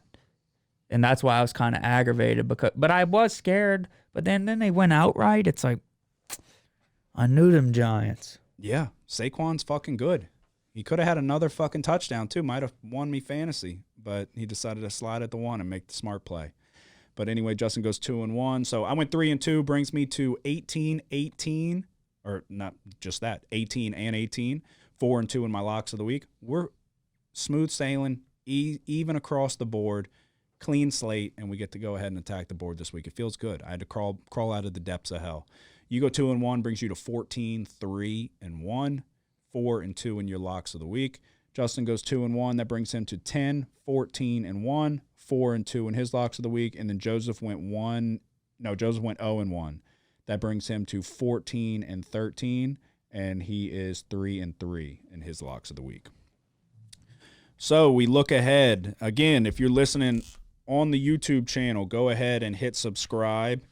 Top 100 subscribers will be entered into a free $100 for 100 subscriber giveaway. We randomly choose somebody to bless you with $100, a hat, a shirt, and all of Nick's fucking profitable bets, upwards of 30 units of profit. At this point, if you're not listening, I don't know why, and if you want to thank us, you tell a friend about the podcast and hit subscribe. And you thank us by hitting subscribe, which we in turn tell you thank you by possibly handing you $100. So, I don't know. It's a win-win-win, help us help you type of situation. So, Thursday night, like I said, we're going out west. We're going to Arizona following this 2-4 fucking football team out to the desert. Saints just find fucking ways to lose games. Yeah. When are we going to go, you know what? Andy Dalton's not very good. Any word on the quarterback? Ours? Yeah. Or Kyler Murray, because there is a I want to say a beta for Call of Duty that comes out on Thursday. So he's going to have his mind elsewhere. Yeah, I'm sure he'll be thinking about he can't wait to get done with this game so he can play the real games. Yeah, I wish we could hurry up already. Like, let's run the ball, coach. Both are limited. Andy Dalton's probably going to be the starter, if I had to guess. Can we talk about Andy fucking Dalton, dude? It bothers me. He sucks. He sucks. Like, what are we talking about? There's people out there that said if Jameis is healthy that we should still go with Andy Dalton. Why? Tell me why. I'm hoping it's Jameis. I'm hoping it's Jameis too, even without the weapons. It doesn't matter. Go out, win a game. We put the fucking... That's why I said we can put this Red Rocket bullshit to bed, dude. There's people that want him to start over Jameis if both were healthy. Why? We're not winning shit with Andy Dalton. No. Andy Dalton is there in the event that your starter gets hurt. Can we wake the fuck up to the Jameis Winston narrative? Because it was, Jameis Winston has all this tape on why he's not a good quarterback and why he was on pace for 40-plus touchdowns and single-digit interceptions. Would he have hit that? I don't fucking know. Very possibly not. But all we can go by is the fact that he had, 14 touchdowns and 3 interceptions, and we were a third of the way through the season. Like, what are we talking about? That was with nobody. That was without Chris Olave. Yeah, no, the biggest thing was like when we got the ball after Jamar Chase made 2 guys miss and scored a really long touchdown. Oh, God. I was like, put Jameis in here right here. Let's win this fucking game. Yeah. Because No. you just, like, when it's like, man, you're like, we didn't have any chance there. Fuck no. Not with Dalton. No, we settled for fucking 4 field goals inside the 20-yard line. Yeah, we rushed the ball like crazy. It's like, just couldn't finish. No, Couldn't finish. Pete Carmichael is such a fucking conservative bitch, dude. Stop fucking settling for field goals inside the 20-yard line. Get aggressive. Go fucking put points on the board. Put fucking points on the board. Because we clearly want to rely on this defense. And I'll put my hand up. I was wrong. I thought that the defense was going to be equally as good as it was last year, if not better. It's not. It is not.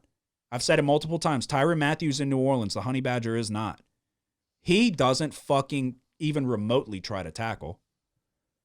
And he's not ball hawking anything. Yeah, no, that's the biggest thing. Like, I was telling my dad even before the game.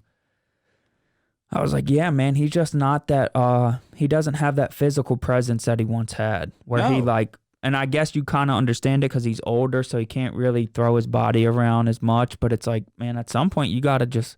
Put the shit on the line. Right. What are you here for?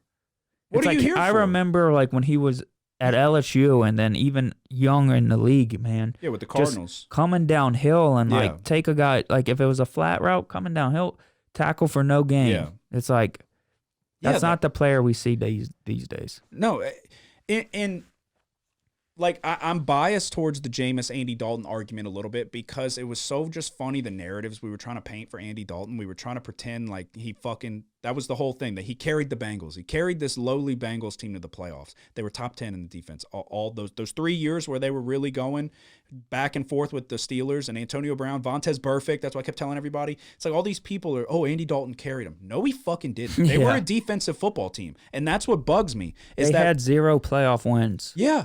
That's why Marvin Lewis got fired. hacked. Yeah, he made it to the playoffs a fuckload and Yeah. never won. Yeah. But he was there for like 20 years. That was the whole thing. It just bugs me. It's like we fucking spin these narratives to fit, or we spin the shit to fit the narrative that we want. Mm-hmm.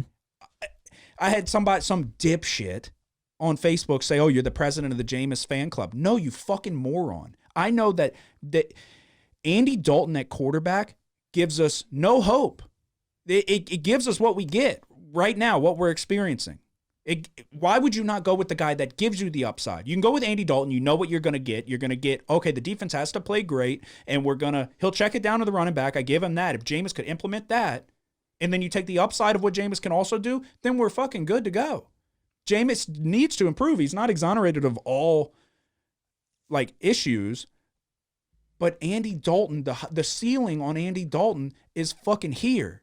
Jameis' ceiling is way higher. I'm rolling the dice with the guy that we fucking traded our next year's first-round pick for, Chris Olave. We obviously were confident with what we had in the locker room and felt like we're going to add another piece to the offense and thinking we could go do something. We could so easily be 4-2 right now.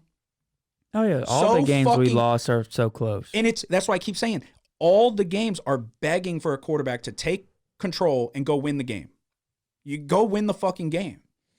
Jawan Johnson was wide open on a crossing route. I don't know if you saw it. I screenshotted it. Wide the fuck open. Hurst obviously gets beat and Dalton gets sacked, but if he had plenty of time. He was coming across. Nobody was over here. If he put it on him, but he's looking over. We needed 3 yards, or it was 3rd and 4. And that was the first. We go 3 and out. When I'm like, okay, realistically, if we get 2, maybe 3 first downs, we ice the game away. That was your 1 first down right there. Whole new fucking outlook. Whole new. Your chances of winning the game go up tremendously. That was the fucking knock that was the knock on Jameis. That was why Andy Dalton was the better option, was because he was not going to panic in the pocket and he was going to get it to the open guy. It was right in front of his fucking face. Give him the ball, dude. It just bugs me. Shaheed was wide the fuck open, about to blow the top off the Superdome. First drive. Blows by him. Eli Apple and misses him by 10 yards. Not even in the vicinity. It bugs the fuck out of me, dude. The Red Rocket shit. That motherfucker, that shit's been out of gas for years. Yeah, I never knew Andy Dalton to be any good. And now he's even worse than he ever was. Yeah, he had an incredible wide receiver that he could just throw it up to. AJ Green in his prime was so fucking good. AJ Green was damn good in his prime. Like, we can't, and it fucking drives me so nuts. I could put my head through the fucking wall. The reason why people ran with the Andy Dalton is because he lit up the Texans' third string fucking preseason secondary, dude. Like, it was the Texans, not even a fucking good team, and their third string in preseason. They're like, oh, he went 5 for 5 and a touchdown. Okay, let's fucking start him. You fucking idiots. Aggravates the fuck out of me, dude. I hated Jameis Winston. I fucking hated Jameis. When he's poking Lattimore on the back of the helmet, I fucking hated him. I roasted him over the eat the W shit. But he comes in and he does all the right things. He's fucking a good locker room guy. He's fucking putting in the work. It's like with Brian Kelly. You want immediate success or get the fuck out. And that's just not the way it works. Yeah, what's up with that funny business? Idiots, dude. Idiots. He signed a 10-year... And that is a whole nother rant. He signed a fucking 10-year contract. You want to get rid of him after one game. Yeah, just quick shout out to Jaden Daniels. 6 touchdowns. Jesus Christ. Puts and now himself in an elite company. We're favored against a top 10 team. Should they be top 10? Probably not, but they are. Yeah, I mean, it just goes to show you, though, how close everything is in the West. And, dude, that's a game I'm going to be keeping an eye on as much as my Texas bet when we land. Talking about LSU? Yeah, Fuck because yeah. it's a 2:30 game. We'll be able to catch the end and see how it finishes out. I've already put my flag in the sand. We're going to be competing for a national championship within 3 years. Oh, yeah. 100%. I'm so confident in it. All these fucking idiots on a game that we lose on a blocked extra point. You think he just comes in and just, oh, we're great now. Like, he just comes in, takes over a fucking program, and it's just, overnight. We're great. Yeah. You fucking morons. But dude. it was just so good to see Daniels just throw it to your guys. Sling the football. Find boutique. If it's 50-50, dude, that means our guys, with the guys we have, it's not fucking 80-20. 70-30, 80-20. Yeah. Yeah, no, that's what 50-50 balls when you got a great receiver is not a 50-50 ball. Right. You take that chance. You take those percentages. Yeah. No, people aggravate me, dude. People don't know what they're fucking talking about, but everybody has an opinion. Yeah. Everybody thinks that their opinion should be said. Go start your own fucking podcast and go spew your dumbass opinion. Shit bugs me. All right, Thursday night, Saints-Cardinals. Saints on the road. We'll be there. Row 5, 50-yard line. Shout out Uncle Steve. What are you looking at here? We have to pick it. I made it my lock. All right, we'll come back. Well, no. Well, I'll just give it out now. go ahead. Well, Y'all know what I'm going with. What I got to say? yeah. Shit, bro. I'm showing up in the airport, fucking decked out and everything. I might get my shoes shined. Oh, man. So you're taking the Saints plus 1.5. Yeah. Okay. I'm hoping Winston's going to play. I don't know why he wouldn't. Is he still hurt? I don't know. I mean, that's also a little telling, too. Like, if he is. I feel like just last week you got the answer there that everyone was wondering. Oh, yeah. Oh, you might on Dalton? Yeah. No, yeah. You got the fucking answer. Yeah. 100%. This is a must-win. Oh, yeah. You don't win this game. Season's over. Goodbye. Everybody knows that Kingsbury's on the way out. He gave up play calling. Well, did he actually? He said he would. He said he's open to giving it up if it helps the team, which they're having issues over there. Oh, yeah. Yeah, and I was the first one to talk about those issues. You've been saying. I'm always... Yeah, but you were the first one to say the Texans will win the Super Bowl. And I didn't know that their quarterback was concerned with other things. Yeah. All right, so you're taking the Saints plus 1.5. I really would just rather take the under 44.5, but I'll take the Saints plus 1.5 as well. So, because it's like I don't want to be like, Chris Olave, 80-yard touchdown. Fuck. So, yeah, I'll take the Saints plus 1.5. All right, Justin, what are you taking? I have the Saints plus 1.5 as well. I had the under written out earlier this morning. I scratched it out, so I definitely get what you're saying. All righty. All right, so no surprise there. Nobody's on the Cardinals. We'll be at the game. Look for us, row 5. Sunday. Saint sideline. Yes. Saints sideline, row I 5. might walk my happy ass around the circle and go to the Cardinals sideline Oh, yeah. to howl at Kingsbury. We could get there a little early. Yeah. Start yelling at them. That's how we win our bets. No, yeah, I'm for the games I'm we go undefeated. to. I'm undefeated in that category. Ex Grant Wells. Grant we Wells told with him. Marshall. And then Kellen Mond's career was never the same. There's a lot of people that are new to this podcast that don't know, but 2019, the first year, I got to find those videos. I still have them on the field for the A&M game. I remember I told my stepdad, I was like, all right, I gotta yell it, because I said it on the podcast. I was like, I said I'm gonna be on the field. I'm gonna get in Kellen Mond's head. Yeah. And so I told him as we're walking through the tunnel, I was like, all right, I'm gonna be yelling at Kellen Mond. And he's like laughing. He's like, yeah, okay. Like, he didn't think I was serious. And we just so happened to, like, right as we walk out of the tunnel, he is right the fuck there. And I just was like, it's kind of like, if I don't do it right now, I'm not gonna do it. I was just screaming loud as fuck, like everybody's looking. And I was saying some dumb shit. I was like, 11 ain't number 2. I was like, you'll never be Johnny Manziel. I was just screaming it. And then the tall dude, their tall receiver, number 13. Yeah. I was like, you'll never fucking be Mike Evans. I forgot his name. Rogers. Was it something? It was something Rogers, I think. Yeah. He had dreads, tall, skinny. It wasn't Will Rogers. No, hell no. I said, but I was screaming at, and he's like took his helmet off and started walking over. I was like, I'm out. My stepdad was like dying laughing, but he was like, oh my God. He said, okay. That's what he was saying. Like, all right, relax, dude. I was screaming. I think I told Kellen Mond, I said, what did I say? I said, you're throwing 3 interceptions tonight, or 4. It was one of them. It was either 3 or 4, and I called it. He threw that exact number of interceptions. Ever since then, he's never been the same. What's he doing now? I think he's with the Vikings. He was, at least. Yeah, he is. I got to find those videos. I got to repost them, because Those are hilarious. I mean, dude. I don't know. I kind of sound like a jackass, but I said I was gonna do it, and it was so like, you got to put yourself in my shoes though, because I was like, all right, yeah, I'm gonna do it. We'll have to go find him, and we walk out of the tunnel. And he is like, I could almost touch him. I was like, oh fuck, and immediately, like, the security guard was escorting us. And as soon as my feet touched the grass, I'm just screaming. He was probably like, what the fuck is he doing? Like, Jesus Christ. yeah. I was like, oh, yeah, thank you, sir. And then I'm, oh, you'll never be Johnny Manziel. All the things y'all told me not to do, I'm about to do them. Yeah. All right. What's your first Sunday pick? You going the conservative 3 again, huh? Yeah. Okay. So that's what I've been looking at. Russell Wilson has a hamstring thing going on. They're saying it could potentially be significant. They got an MRI and they say he's day to day.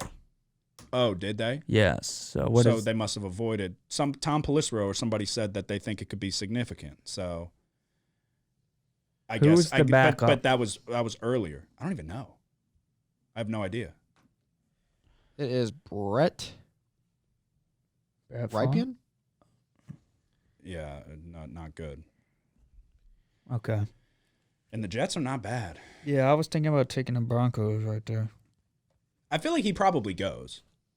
They paid him way too much damn money, but they paid him so much money that you don't want it to could risk. just be like, the GM's like, just sit out. We're getting rid of this joker. Yeah. The coach, meaning. Oh. You just sit out, play hurt. Yeah. This season goes to shit. We'll get rid of this joker. We'll get somebody.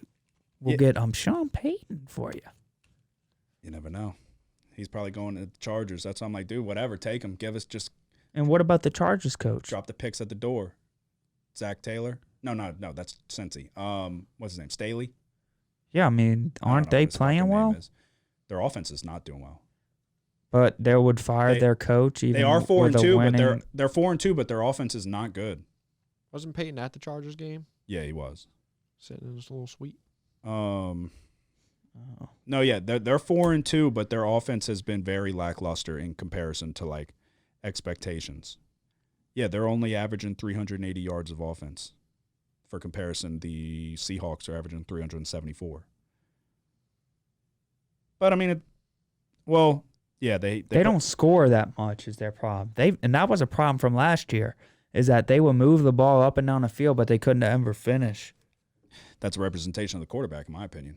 I mean, I staked that claim too as well. I think Justin Herbert's going to be a really good quarterback for a long time, which is what he's trending on doing. But I literally said, I was like, I think he's going to be Phillip Rivers. He's going to be a good regular season quarterback. He's never really going to do much in the postseason. But all right, Justin, what is your first Sunday game? My first Sunday one is I'm taking Green Bay -5.5. Kind of a funky number, but I'm taking them against the Commanders. Heineke's playing for the Commanders, and I like Heineke, but I don't think he gets the job done against the Packers. And Packers they did just lose, right? To the They lost. forgot who they played, but The Jets. yeah, but I think they get it done here, -5.5. I like Heineke a lot. Actually, I think I'm Yeah. taking the Commanders, to be quite honest. This is one of those too many points for an NFL game, in my opinion. I mean, really, what has the Packers offense showed us? Yeah, nothing. It's something that you wonder if they'll ever. I don't know. I think Rodgers is just one of those quarterbacks that throws it with an attitude, you know. I mean, what is that? What is the point you're making? Like he fucking throws it at his guys and is like, Like he hates them? yeah, like catch it, bitch. Catch that. Yeah, Try to catch this. It's kind of a hard catch, but yeah. you're supposed to make it. Yeah, 5-yard out route. I'm gonna put some heat on this one. Catch it, you little pussy. And when he doesn't, he's like, yeah. He's not trying to win. He's trying to prove like that he's the alpha. Right. Y'all can't catch this fastball. Yeah, I don't know. I think at home, dude, Heineke, this might be the game where he takes over, and then they say, you know what, Carson Wentz, you're not doing that great, actually. We'll let you rehab your finger. Heineke takes over. On it, I mean, didn't he nearly beat Tampa in the playoffs that one year? Yeah. He's got spunk. Yeah, he does. He'll provide a spark. 5.5 feels like too many. He might be better than Wentz. Yeah, it probably is. 5.5 feels like too many for a Packers team that hasn't shown us very much on offense. So, let's just be honest. Stop the run. They've got young receivers. Backdoor will be open. 5.5 points at home. I like it. What are you taking? Okay, I'm gonna leave the Broncos out for now, and I'm gonna add the Commanders +5.5. Just pile it on, Justin. You took it too, Logan? Well, yeah, I took it. Yeah.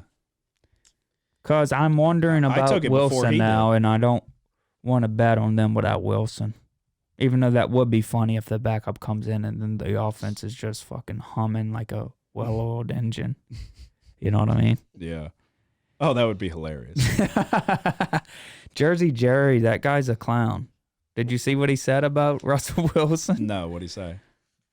So he put he lost his money. He put a because he always loses. Yeah. But he was betting against the Broncos basically. Mm-hmm.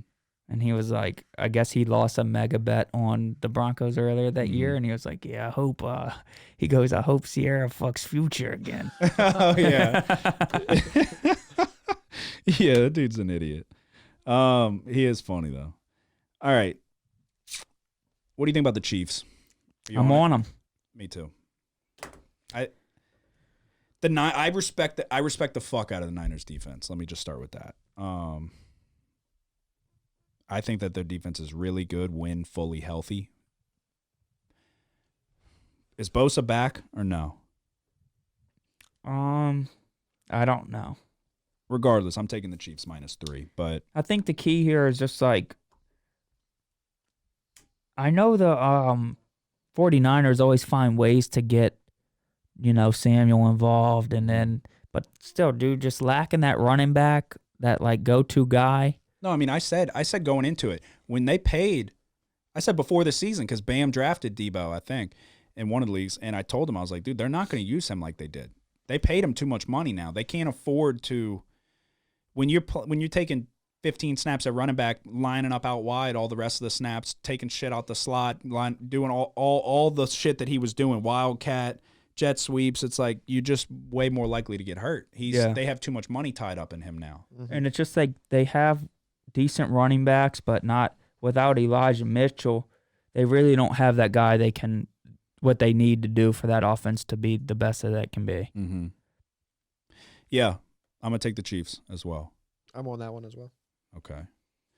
So you have one more, That's or it. that's your third? All right. How many more do you have? I just have my lock. Okay. Oh wait, what's your lock? Oh, it's the Saints plus 1.5. Oh, right. Okay. I was like, wait, you didn't say it, but I forgot you did. All right, Justin, what is your lock of the week? My lock of the week is taking the Jaguars -3 against the Giants. I know the Giants is y'all's team, but I do like the Jaguars. They're on a 3-game losing streak actually right now, but That's good.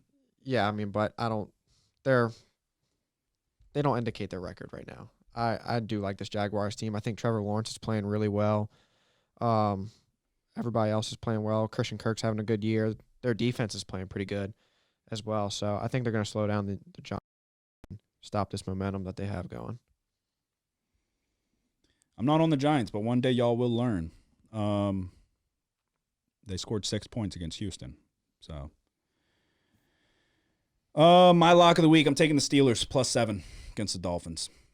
Is Kenny Pickett playing? I believe so. There was apparently an incident at a halftime between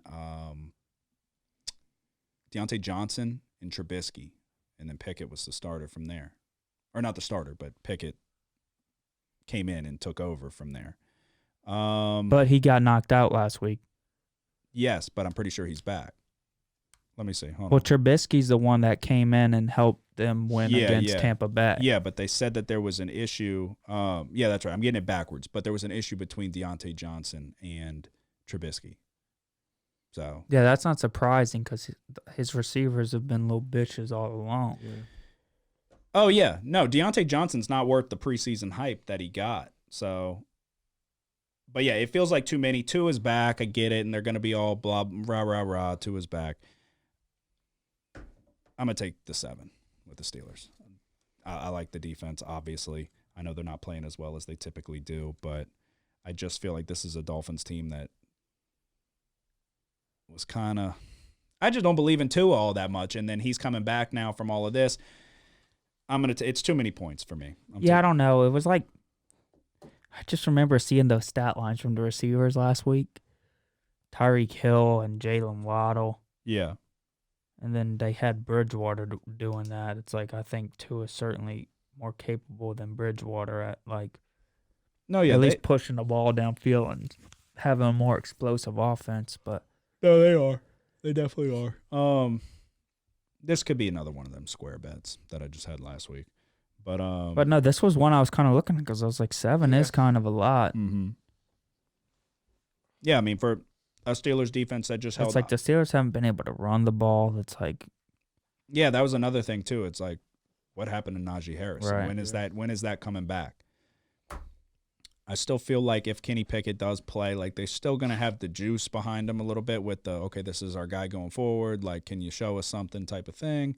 He's questionable to play, but yeah, I think it was ahead. I think Teron Armstead may still be out for the Dolphins, so that's big. Especially with Tua coming back from his shit. So, although he is a lefty. So, if you're a left-handed quarterback, would you say, the right tackle is more important than the left tackle? Yeah, I don't like left-handed quarterbacks that much. Why? Because the ball spins the other way? Yeah, it's harder for the receivers to catch that. Yeah, Steelers +7, lock of the week. To recap my picks, Thursday I'm taking the Saints +1.5. I'm on the Commanders +5.5, the Chiefs -3, and the Steelers +7. So I'm on all 3 of your picks again. Yep. All righty. Saints +1.5, Chiefs -3, and Commanders +5.5. Justin.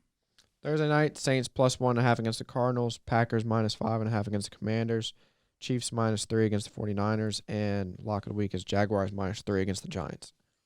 Alrighty, there you go. That's our NFL picks. Nick's going to look to stay ultra profitable again. And undefeated on Thursday night. That is true. God willing. I don't know. What am I? 4-5, 5-4, something like that. yeah, I don't know. Like I said, we will be there. Again, if you want to thank the podcast, 1, subscribe on YouTube, 2, tell a friend about the podcast, and just really spread the word. We appreciate it. Top 3 this week. Top 3 horror movie characters of all time. Halloween right around the corner. Do you have your list? Yes. I'll let you go first. Scariest Yeah, or best? I mean, I feel like those kind of coincide together. All right. Anyway, my list is already made regardless, but that Jeepers Creepers, the thing. Yeah. What is it called? The Creeper? It is With the wings and shit. yeah. dude. And they're in the bus, and Yeah. I remember watching that one. For me was that you never really got like a great look at it. Until the end where he's like, and it is they have him hanging in the barn and shit. It is freaky. Yeah. That was one of those, like, the movie's probably trash. I haven't seen it in a long time, but like the character is definitely freaky. Yeah. I don't remember what they call it though. I think just Jeepers Creepers. Yeah. All right, that's 3. Yeah. Okay. 2, Michael Myers. Mm-hmm. And then number 1, it's going to be a lot of people's number 1s out there, Freddy Krueger. Okay, so we'll go through the list, and then we'll go through everybody's list, and then we'll touch on it because I got Freddy Krueger. I don't know. We'll talk about it. Freddy Krueger's the GOAT. We'll talk about it. All right, so my 3, it's going to be a little different. Nobody also have it, but my 3 is Hannibal Lecter. Perhaps. It's like a really good movie. Like it's. I've seen the beginning, maybe. What? What do you mean? I might have. I don't know. Do you know the premise? I know what it. I It's know like that it's a great movie for one. Like I recommend everyone to watch it. It's not a like scary movie. Well, no, it is, but it's not like a shitty fucking Nightmare on Elm Street bullshit. Yeah. Like it's not a poorly fucking done, horrible acting movie. On. Freddy was good, dude. It's about Hannibal Lecter is, I mean, for me, like the closest comparison is Jeffrey Dahmer. He's a cannibal, but he's like ultra fucking smart. He ends up going to jail, and a detective is like searching for the other person. Was Wild Bill is what they called him. He was like fucking taking girls and like skinning them and shit. Okay, and putting yeah. their skin on them. So I've seen parts of this movie. So the detective is using Hannibal Lecter to Catch him. Yeah, but then Hannibal Lecter ends up escaping and gets out by fucking. He's like in the elevator and then kills one of the security guards and cuts his face off and puts it over his face and leaves with his face. And like, that's how he gets out. And he's eating people. And there's one scene, it was Ray Liotta, the actor who just died from Goodfellas. He's in the movie. He's Clarice's coworker at like the, whatever, DA, wherever the fuck they work, the detective's office. And he's an asshole. Well, he's at Hannibal Lecter's house as a dinner guest, except he's like cooking him, I guess. And he's got like this part where he cut the top of his head. And so he's sitting there talking to Clarice, the woman, but you can tell he's like hanging on by a thread because he's had his scalp fucking literally cut open and his brain is exposed. Like it ends up like peeling back and his brain's exposed and he's like being tortured by him. It was freaky as fuck. But rest in peace to Ray Liotta. But so yeah, he's 3 for me. But that's a fucking great movie too. But number 2, and then so I guess I also took into account like how dangerous or like the level of like the best one too. Like movie quality of movie I took into account, but also like my number 1 for me is like level of how scary it was, but also how like tough it would be to kill, I guess. Yeah. So my number 1 was Jason though. So you didn't see Freddy versus Jason? Oh, I did. Who won? It's been a long time, but Jason hops out the water. Yeah, it was kind of confusing on who won. Well, I think okay, well we'll get on. Justin, what's your top 3? My number 3 is Leatherface from Texas Chainsaw Massacre. Yeah, that's a good one. Then number 2 is Pennywise. Okay. And then number 1 is I don't know his name. I think it's Jigsaw, the little clown that rides around on the bike. Oh, in from Saw. the Saw yeah, movies. Yeah. Oh, that is underrated. Well, he one. was an actual person though. Like they like in the movies they show like he's an old man. Old man. Yeah. I never really fucked with the Saw movies. There were so many of them. There was one movie that made fun of it. Which one Yeah, was it? scary movie. Yeah, with Shaq. Yeah, yeah. He's cutting his leg He's off. gotta make a with free Dr. throw or Phil, some With shit. Dr. Phil. Yeah. The scary movies were funny, dude.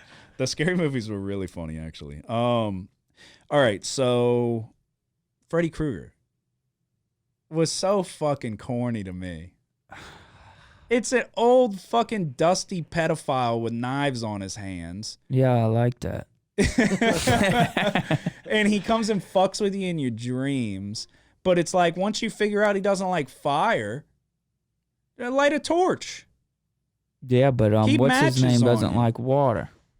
Yeah, but you can't just. I mean, what are you gonna do? Keep a bottle of water like he's a cat, like a fucking spray bottle? Yeah, I guess maybe Michael Myers should have been one. Well, Jeepers that's another Creepers one. too. I mean, I can break down all like Michael Myers. It's like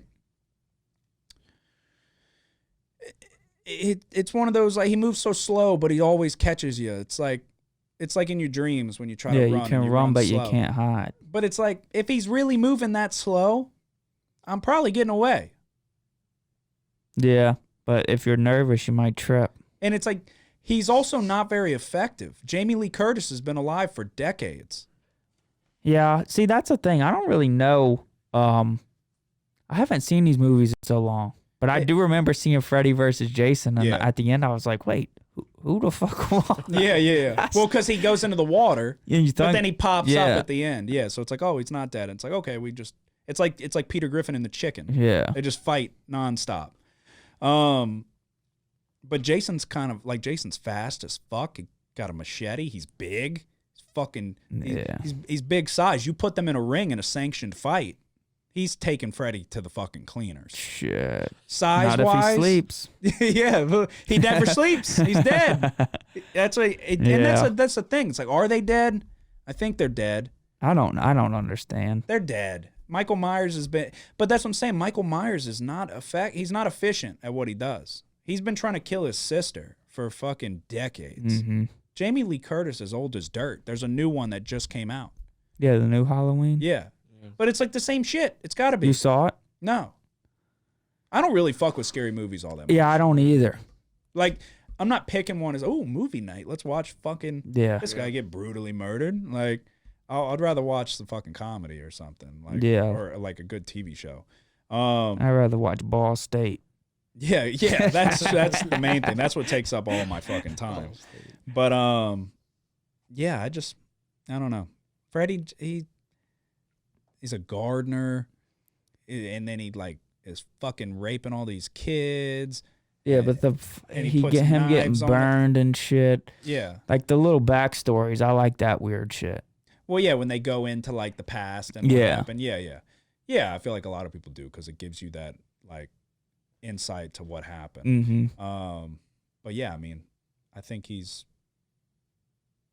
just like an old fucking idiot, like just an old fucking burnt up dude with knives on his fingers. Like, you fight me in the daylight, I'm not that worried. Yeah. But oh yeah, you got to fucking he's Scream, kind of a Scream. bitch. Scream should have been somebody. He's kind of a bitch though. You wait until we fall asleep. Nah. Let's go at this like men. You're gonna catch me when I'm sleeping. They all get you at night. Yeah, but at night versus sleeping though. Yeah, it's different. In my dreams. Yeah, but it makes people tormented to sleep. Well, no, yeah, it makes them. Yeah, they're taking pills and shit. Yeah. And they're getting strung out. But he's a coward. Jason will just come straight up to you, all up in your shit with a machete and cut your fucking head off. Yeah, I'll have to rewatch that With the hockey mask. to interpret that ending one more time. I mean, the hockey mask is way more iconic than the striped fucking Shit, shirt. son. Come on. You put them paper fingers on. Everybody knows you. You who dressed up trying as to him be. for Halloween. You probably dressed up as Halloween as Freddy Krueger. That's what it is. You got sentimental value. Let's get a quick little update on this MLB score here. It is 1-0. Phillies are winning, man. Straight to the fucking bank, baby. Bottom of the fifth. Stay alive. Survive and advance. It's going to be a Phillies-Yankees World Series. And I'm going to just laugh straight to the bank. I'm going to hedge it. I'll make $1,000 and I'll fucking wipe my hands clean and say I got one back on baseball. Who's the what? The penny what? Pennywise, that's it. Oh, that's a big clown. Psh, let's go in on that. Go ahead. That fucking clown is a bitch, dude. Dude, I watched 5 minutes of it and I was like, this is the stupidest thing I've ever seen. Yeah. he could play middle linebacker on any NFL team right now. No, dude. He's when that not kid went up big. to the little What? I drain. thought he's like 6'8".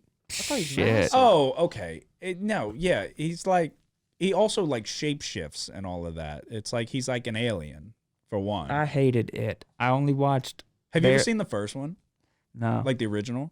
I watched that new one that came out not that long ago. Yeah. 5 minutes. And, okay. It's way better than the original. Let me put it that way. The original is, what's his name? Tim Burton, I think. He's the, I'm sure I'll get roasted. He's probably in much more notable movies, but he's the or the fucking desk guy. Have you seen Home Alone 2, Lost in New York? Yeah. I'm about to say, please tell me you've seen Oh, Home Alone the 2. curly-headed guy. Not Was it Rob Brad? Schneider, but he's the guy working at the hotel that calls the police and gets Kevin in trouble. The guy who runs into the hotel room when he mimics the scene where he's playing it on the TV, but it sounds like somebody shooting the machine gun. It's that guy, the main guy that works at the hotel that gets him in trouble. He plays it in the original, and it's fucking horrible. It's horrible. Yeah, Like, well, this new one, dude. So it starts off, and then the kid goes by the drain, and then Yeah. there's a clown who's bites his fucking- fucking arm off. he's creepy, but it's like, why was the kid? Yeah. Why? What What type of fucking kid, kid would is go, like, "Oh!" oh, hey, what's that? With the glowing eyes and shit, Yeah. and fucking big ass teeth. Yeah, he's like, hey, you want And then to come the down toys here? the toys just by the drain, and they lost the kid. Yeah, the boat. And then I quit. I was like, this is fucking stupid, dude. You got scared. No, I said, fuck this shit. This is dumb. Well, he's like, I mean, yeah, it's like, good God, can you fucking teach your kids, like, hey, if somebody's in the sewer drain, don't go there. Yeah. Don't, like, stay the fuck away. I don't care how old you are. He was probably like 5. Stay the fuck away from the sewer. If anybody's in the sewer, they're bad news. Right. Except for the Ninja Turtle. And then he bites his arm in half. Like, that kid got a fucking rude awakening. Yeah. He's like, oh, what's going But it on was down so here? Oh, stupid. Jesus Like, Christ. it was like how he lured him to come by the drain and shit. I was like, man, this is fucking goofy, yeah, he's bro. like, hey, you want to come down here? And he's like, okay, yeah, I guess. Yeah. I don't even know what you're offering, but I'm buying. Yeah, there's some weird fucking twisted backstory with the It movies. Like, all the kids, like, they make this pact because they're all like bonded by their trauma, and like they've all dealt with shit in their lives, abusive fucking parent. He preys on the ones that have other shit, like that were abused or whatever. In the book, they like fuck each other, all the kids.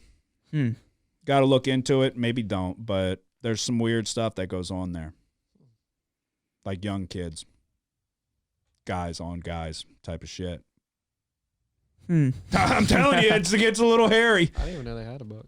Yeah, most. No, all those Stephen King things are based off. Yeah, of well, novels. especially Stephen King, but a lot of the movies like that are adapted from books. But yeah, all of the Stephen King were from. You ever seen Cujo? No. No. About the dog?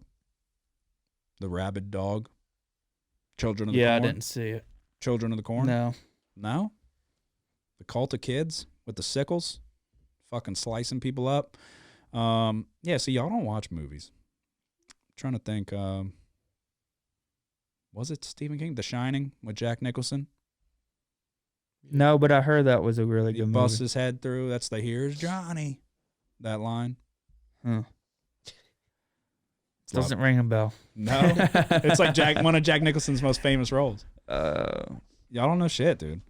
All right, we're nearly at exactly 2 hours. All right, episode 129 of Big Easy Bets. Like and subscribe on the YouTube page, Spotify, Apple Podcasts. If we helped you win a bet, you can thank us by subscribing. Again, first 100 people subscribed are freely entered in to a $100 giveaway. You don't have to do anything else other than subscribe. You get $100, you get a shirt, you get a hat. And then you have to check that little box, and we'll send you a bunch of fucking spam emails. Yeah, we'll blow up your email. But yeah, I mean, it's literally a win-win. You just have to listen in. If you're betting on sports at this point, if you're gambling on football and you're not listening to this podcast, you're leaving free money on the table.